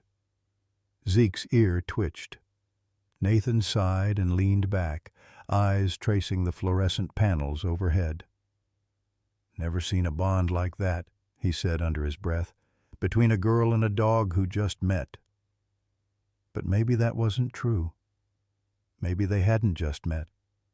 Maybe there were things that passed between souls before words, before names.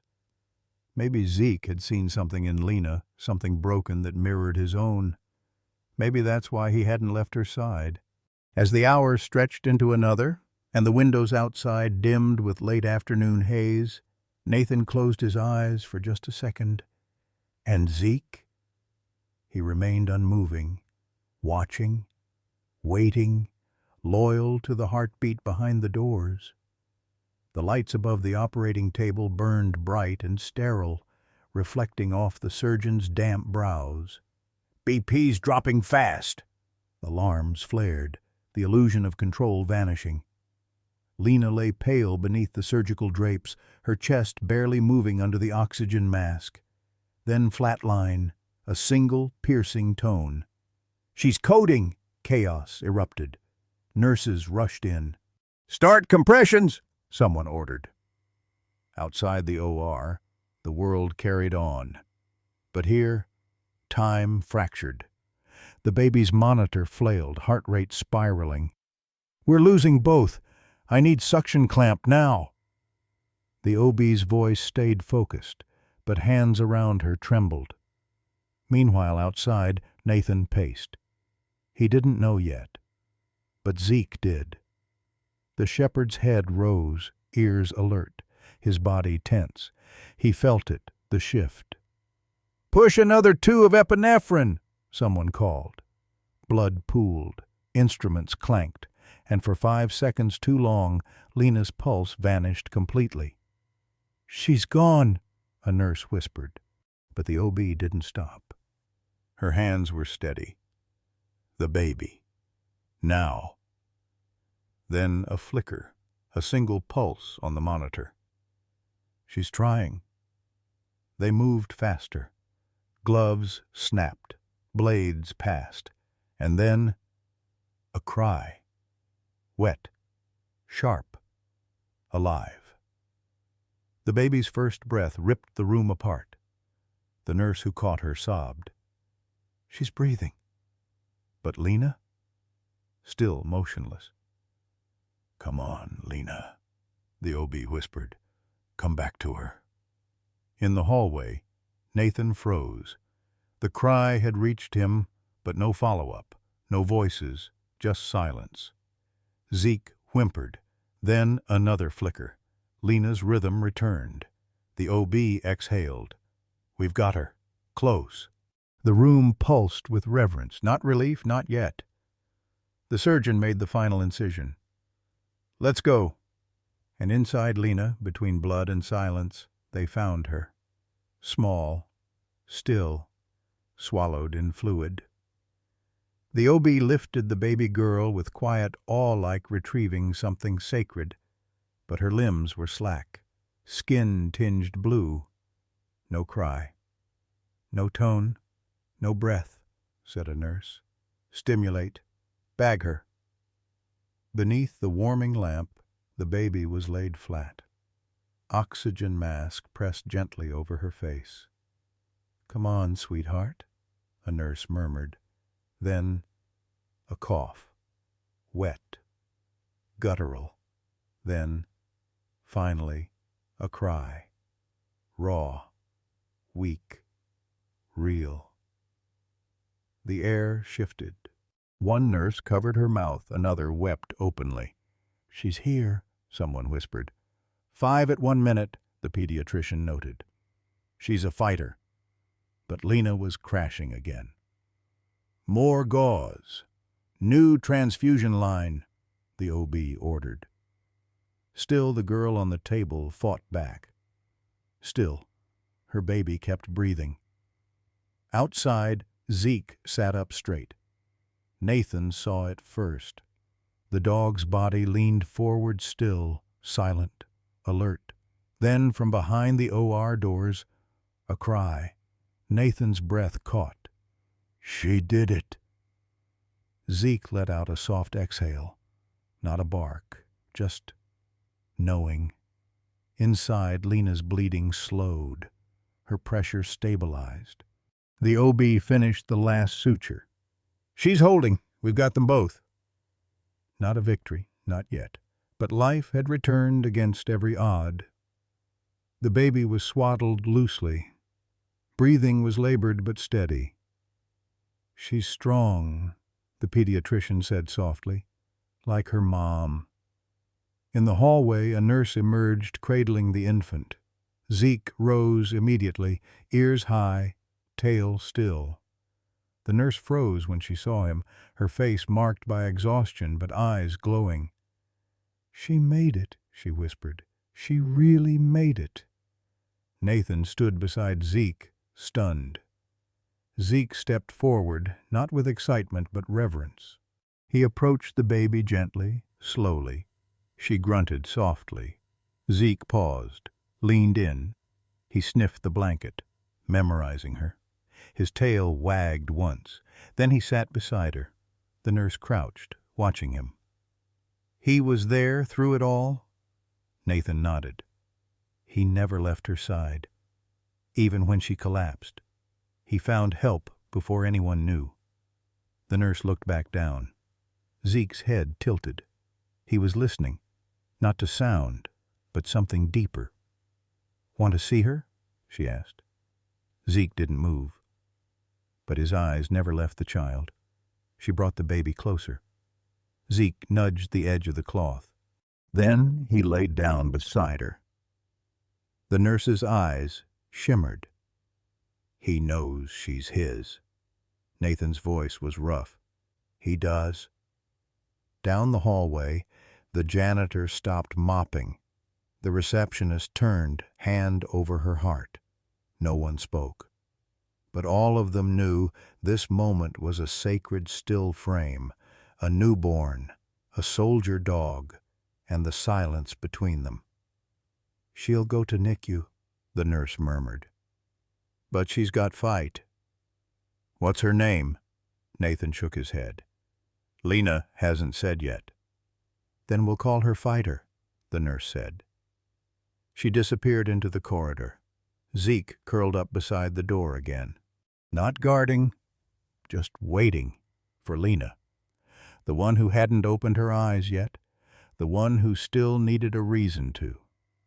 The first thing Lena felt was the quiet, not the hum of machines or echo of footsteps. Those came later. What she felt first was the absence of pain, not because she was healed, but because she was held, wrapped in softness, suspended somewhere between exhaustion and grace. And then the scent. Not antiseptic or blood, but something familiar, earthy, safe. Zeke. Her eyes opened slowly. The ceiling above was white, shadowed by IV poles, but it was the weight on her side that anchored her. Zeke's head rested gently on the edge of her bed, one ear twitching as if he knew she was awake before her breath changed. His amber eyes met hers, steady, silent. He didn't bark, didn't whine, just looked. And that look said everything.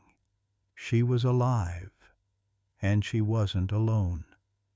A tear slid sideways into her pillow, not from fear, but relief. Zeke didn't move. He just stayed stone and breath, warmth and presence. "Hey," came a whisper. "Nathan." He stepped into view slowly, eyes scanning vitals instinctively. But when their eyes met, his shoulders dropped. "You scared us," he murmured. Her lips cracked open. "The baby?" Nathan smiled, small but real. "She made it. A little early but strong." Lena's eyes closed. Her chest trembled. "They're calling her Miracle Girl down in NICU." "I didn't get to name her," Lena whispered. "You still can. She's waiting on you." Zeke's breath moved like a grounding heartbeat. The monitors behind Lena ticked steady, fragile but firm. "I remember falling," she said. "You collapsed in the corridor. Zeke called for help, barked, ran for the nurses. He saved you." Lena looked at the shepherd beside her. "He didn't just protect me," she said quietly. "I think he chose me." Nathan nodded. "I think he did too." A nurse peeked in, then smiled. Word traveled fast. Another brought a photo. A tiny baby, swaddled in wires, pink and alive, scribbled beneath it, "Miracle Girl, 4 Plowbees, 2 Oz." Lena held the photo with trembling fingers. "She looks like her father," she said. Nathan didn't ask who. Instead, he sat on the edge of her bed and let the silence speak for them. Outside, dawn broke unnoticed. Inside the ICU, something deeper rose in the hush. The soft thump of Zeke's breathing, the beeps of life reclaimed, and a mother's breath returned to her daughter. The hospital didn't recover overnight. It exhaled slowly, like a ship drifting out of storm. The halls still smelled of bleach and coffee, but the silences felt heavier now. People moved slower, whispered more. "Did you hear about Dr. Voss?" "I always thought something was off." "My God, I trusted him." Some staff took leave, others transferred. The pediatric wing rewrote protocols, NICU doubled reports. Everyone asked, what would we have missed if Zeke hadn't barked? That name Zeke spread quietly, not praised, just passed on. Zeke knew. That dog didn't flinch. He just stood between her and death. Nathan refused interviews.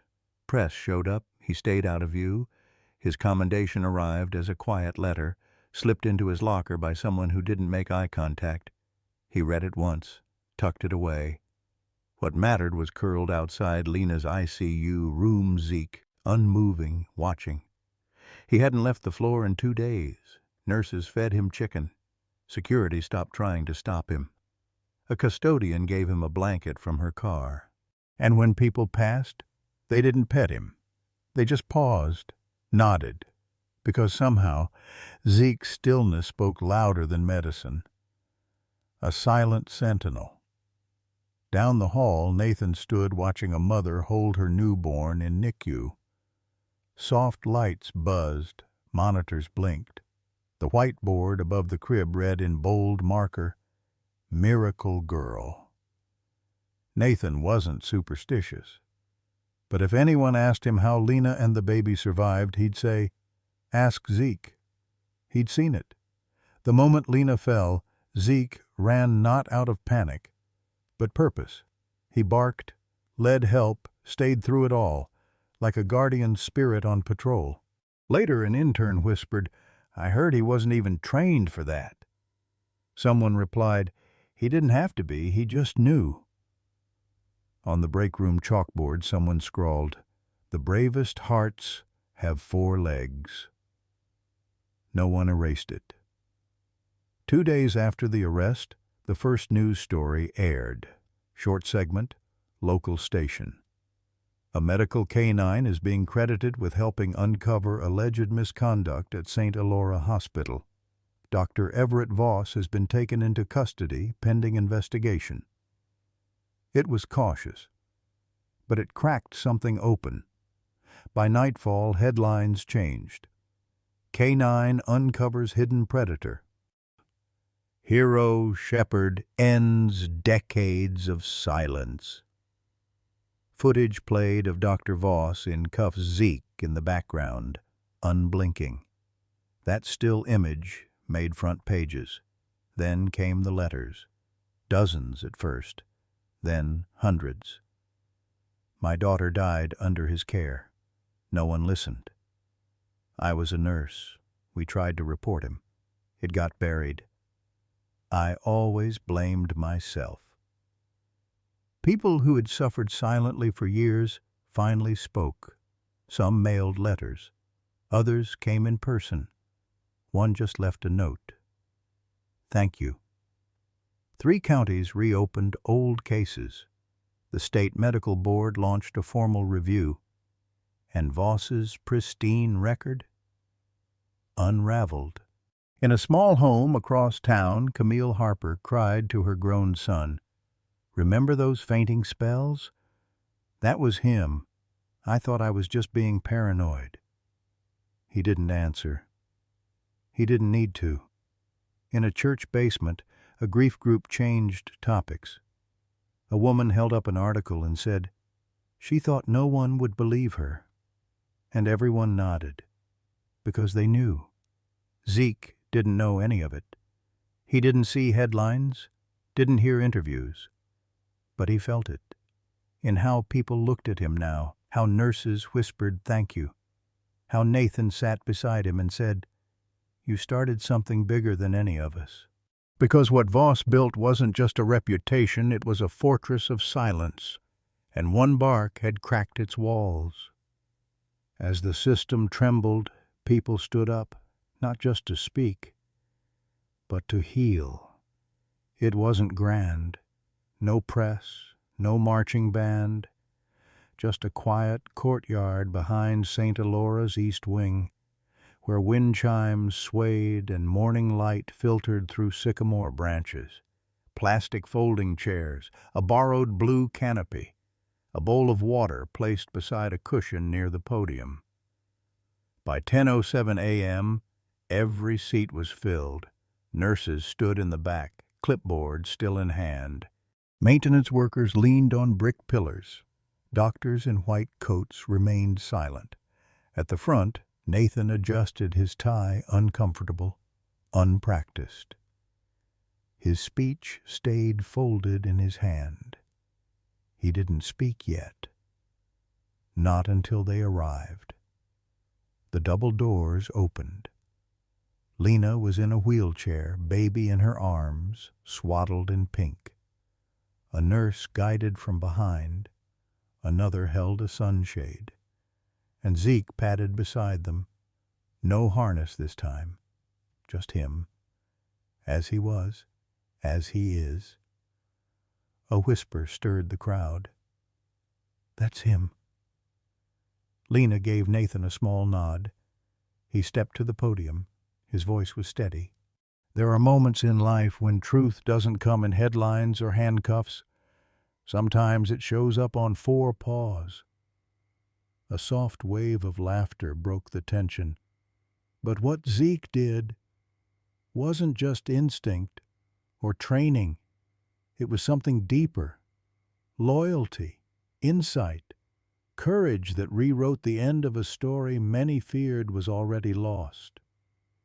He looked to Zeke, now sitting tall beside Lena's chair. He didn't need words or permission. He just needed her. He gestured to the baby in Lena's arms. And now she's here, because he was. Captain Jennings stepped forward, flanked by 2 officers carrying a velvet box. On behalf of the St. Elora Police Department, we present the Valor Service Medal to Zeke for saving 2 lives and exposing the truth where it hid deepest.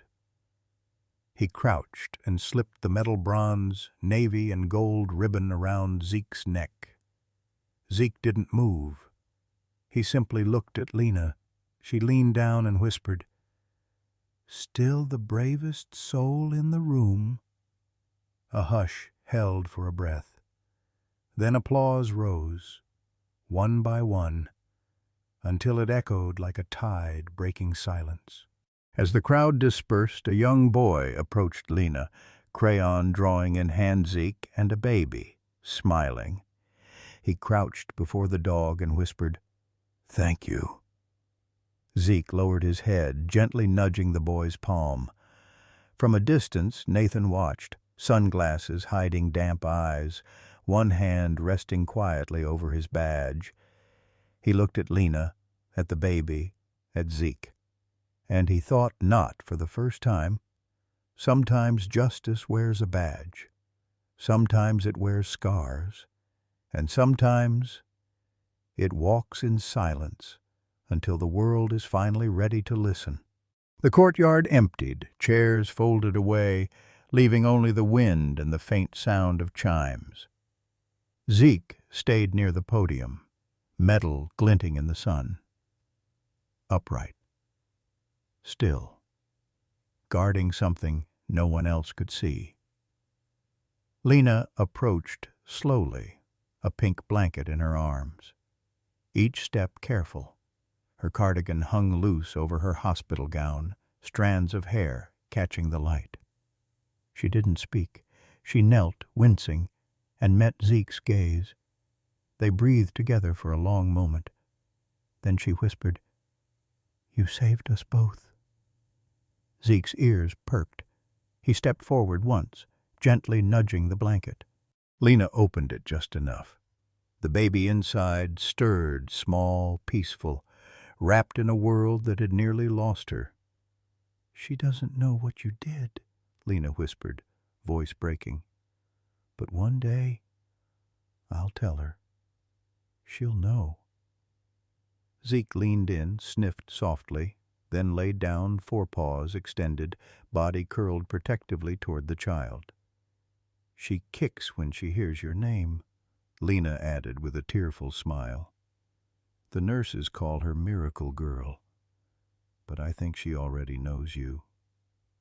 The light shifted, catching the silver in Zeke's fur. He looked older, not weak, but seasoned, marked by what he'd carried. Lena reached out, her hand on his chest. "Thank you for not giving up, for barking when no one else dared, for choosing me, when I didn't even know I needed saving." No theatrics, no bark, just a slow lean forward, his head pressing softly into her shoulder. And it was enough. In that single gesture, forgiveness, memory, loyalty, and something sacred no training could ever teach. Lena drew in a breath and let it go, like shedding a weight she hadn't known she bore. The baby stirred. A bird wheeled above the courtyard. Nathan watched from the far side, not interrupting. Just standing with hands in his pockets, heart steadying at last. It wasn't just closure. It was grace. Later that morning, the courtyard light was soft, dappled by clouds. A breeze carried the smell of blooming jasmine through the hospital corridors. A local photographer approached Lena with care. She sat on a stone bench, baby in her arms, Zeke beside her. He didn't need to be told to sit or pose. He just knew. The shutter clicked once, then again. In the frame, Lena leaning slightly toward Zeke, one hand on his shoulder, the other cradling her child. Her eyes, tired but fierce. The baby's hand resting atop Zeke's paw. It wasn't a performance, it was a moment. Weeks later, that photo was framed and hung in the main hallway of St. Bridget's Memorial. Beneath it, a brass plaque read, "Zeke sensed what no one else saw, and acted when no one else dared." Visitors slowed as they passed. Doctors paused. Janitors wiped around it with care. Children whispered, "That's the hero dog." Some left flowers, some left notes. One nurse touched the frame every week before her shift and whispered, "Thank you." And Lena? She saw it only once on a follow-up visit. She stopped with her daughter in her arms. Zeke stood beside her, older now but still watchful. The baby stirred. Zeke looked up, and the photo looked back forever, holding the moment that changed everything. The streets felt different now. Maybe it was the way morning light hit the sidewalks with softer intention, or the way Nathan no longer walked just ahead of Zeke but beside him, stride for stride, without leash or command, as if something unspoken between them had settled into a rhythm that didn't need guiding. The patrol car cruised quietly past shuttered storefronts and early risers. Nathan's hand rested on the wheel, his gaze calm but scanning. Zeke rode shotgun, head high, ears turning with every whisper of movement, not alert in the old way, rigid, ready for command, but attuned in something deeper, something earned. In the weeks since Lena's surgery and the arrests that rippled through the region, life had attempted to resume its course. Paperwork flowed again, new cases surfaced. The hospital returned to its sterile hum, scrubbed clean of scandal, but not of memory. Yet for Nathan and Zeke, something elemental had shifted. They weren't just officer and K-9 anymore. Not after what they had lived through. Not after witnessing a life come into the world on the edge of death. Nathan adjusted the radio dial, static fading into soft country guitar. He glanced over. "You good?" he asked. Zeke turned, amber eyes meeting his for a heartbeat. Then a slow blink. That was enough. Nathan smiled. The patrol turned east down Cypress Avenue. Kids waited at crosswalks with backpacks nearly too big for their frames. An old man swept the front of his deli, nodding at the cruiser as they passed. The ordinary felt extraordinary now. Every face, every mundane corner reminders of what could have been lost. At a red light, Nathan reached into the center console and pulled out a crumpled photograph. It was that photo. Lena. The baby. Zeke, sitting tall. He'd asked for a copy. Laminated it. Kept it close, not for show, but for something harder to admit. Hope. When the light turned green, he tucked it back in place and drove on. Later that afternoon, they stopped at a familiar spot, a quiet stretch of wooded parkland where Zeke could stretch, sniff, be a dog again. Nathan unclipped the door and let Zeke leap out, paws landing in gravel with a practiced grace. No command, no leash, just trust. They walked the tree line, silence between them, as natural as breath. Nathan knelt suddenly, pulling a worn tennis ball from his jacket pocket. "Bet you didn't think I kept this, huh?" Zeke's ears perked. Nathan tossed it, and for the first time in weeks, Zeke ran not with duty, but with joy, the kind of run that loosened dust from his coat and made birds scatter. When he returned, tail wagging, Nathan caught him mid-leap with both arms and pulled him close. "I don't say it much," Nathan murmured into his fur, "but you're not just my partner, Zeke. You're my damn family." Zeke didn't move, didn't need to. The moment held, raw and real. That night, back at the station, a rookie officer approached as Nathan filled out a late report. "Sir, is it true what they say? That Zeke saved a woman and her baby? Like, sensed something no doctor caught?" Nathan paused mid-sentence, looked up. "It's true," he said. "And not just that." He glanced at Zeke, dozing nearby, his body curled protectively around the corner of the desk. "He saved me too." The cursor blinked. Lena stared at the blank page on her laptop, fingers hovering just above the keyboard. The house was still, except for the gentle gurgle of the baby monitor beside her and the rhythmic breathing of a German shepherd curled near the foot of her chair. Zeke was watching, always watching. She took a breath, then another, and then she began to type. It began with a bark no one wanted to hear. The words flowed not perfectly, not with eloquence, but with truth, with weight. She wrote about the hallway, about the fear, about the collapse, the cold edge of the operating table, the sound of her daughter's first breath slicing through a room heavy with silence.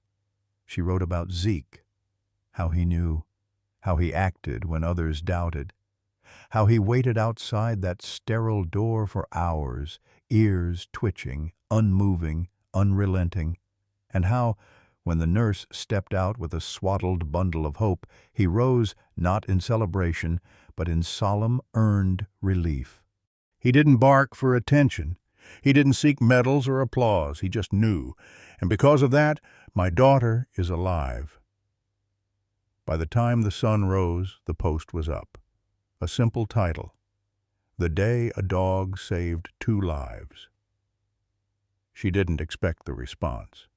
By noon, the blog had 12,000 shares. By dusk, national outlets were calling. And by the end of the week, letters poured in: mothers, fathers, nurses, veterans, officers, survivors. Some wrote of gratitude, others of grief. Most simply wrote this: "Thank you for saying it out loud."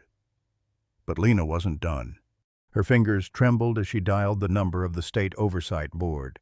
She asked for an audience, not to accuse, but to advocate. "Not every warning bark is just noise," she told them, "and not every protocol is enough."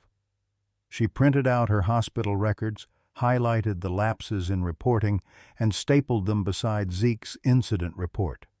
She added a photograph, the same one framed in the hospital hallway, of a dog sitting tall beside a woman holding a baby wrapped in pink.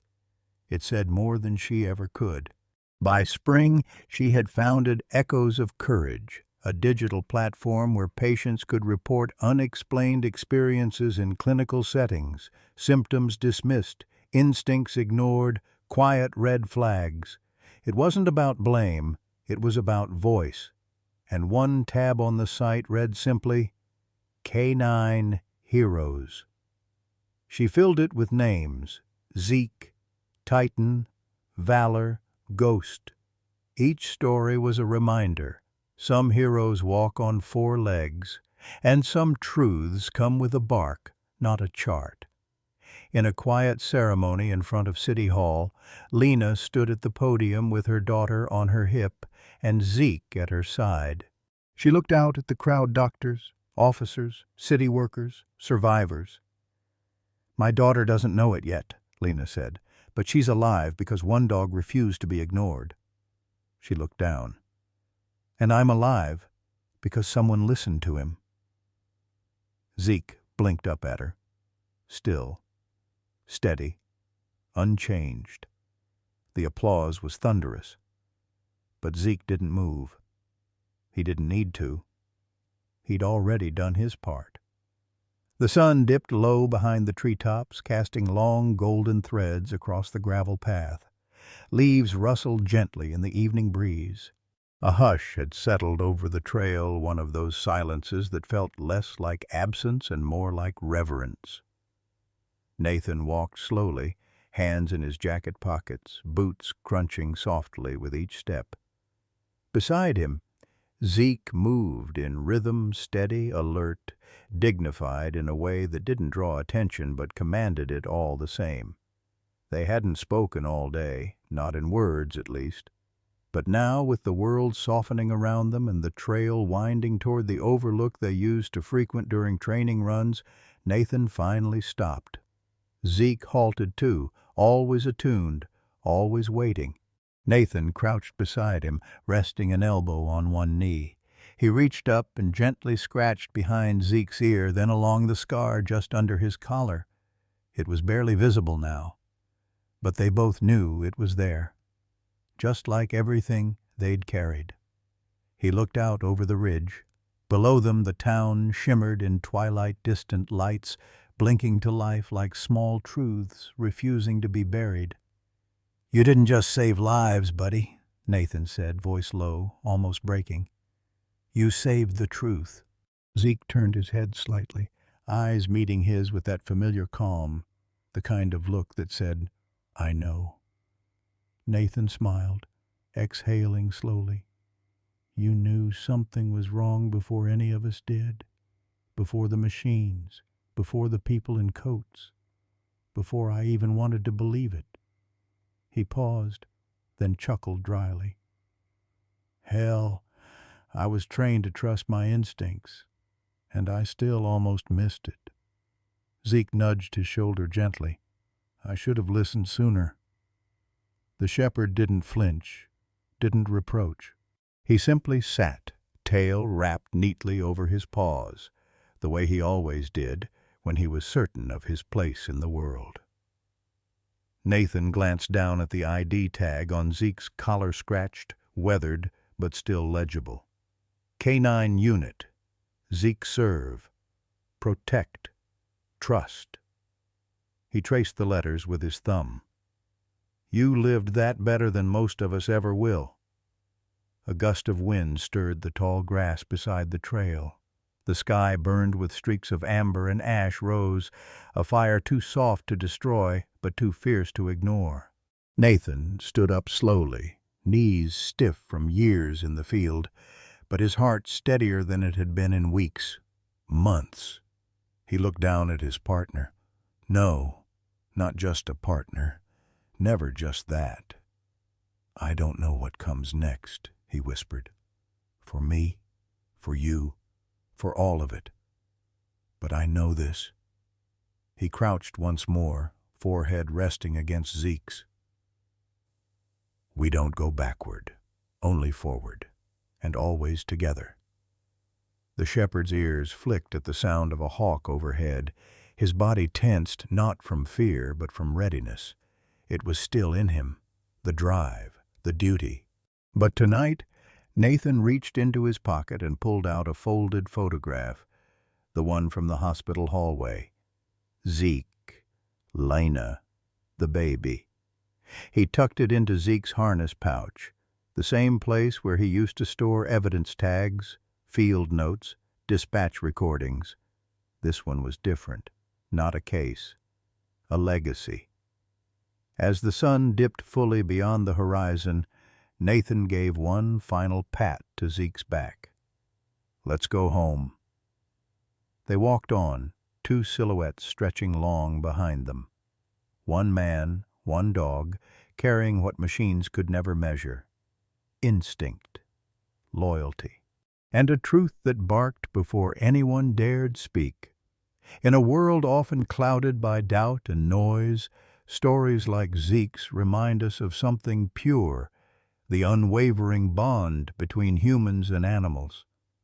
Through instinct, loyalty, and silent courage, Zeke didn't just help uncover a hidden danger, he healed a community, one heartbeat at a time. German shepherds, like Zeke, are more than service dogs. They are sentinels of truth, protectors without words, and companions who ask for nothing but trust. In Lena's recovery, in Nathan's transformation, and in the life of a newborn girl now called a miracle lies a testament to the quiet power of love that doesn't need to be spoken to be felt. This story is not just about a heroic dog. It's about believing in second chances, about listening to our instincts, to each other, and to the quiet figures who wait by our side when the world goes dark. May it inspire us to cherish the animals in our lives, honor their roles in our communities, and recognize that sometimes the greatest heroes walk on four legs and speak only through their actions. In Zeke's story, we find more than a rescue. We find a reason to believe in kindness, connection, and the power of doing the right thing even when no one's watching.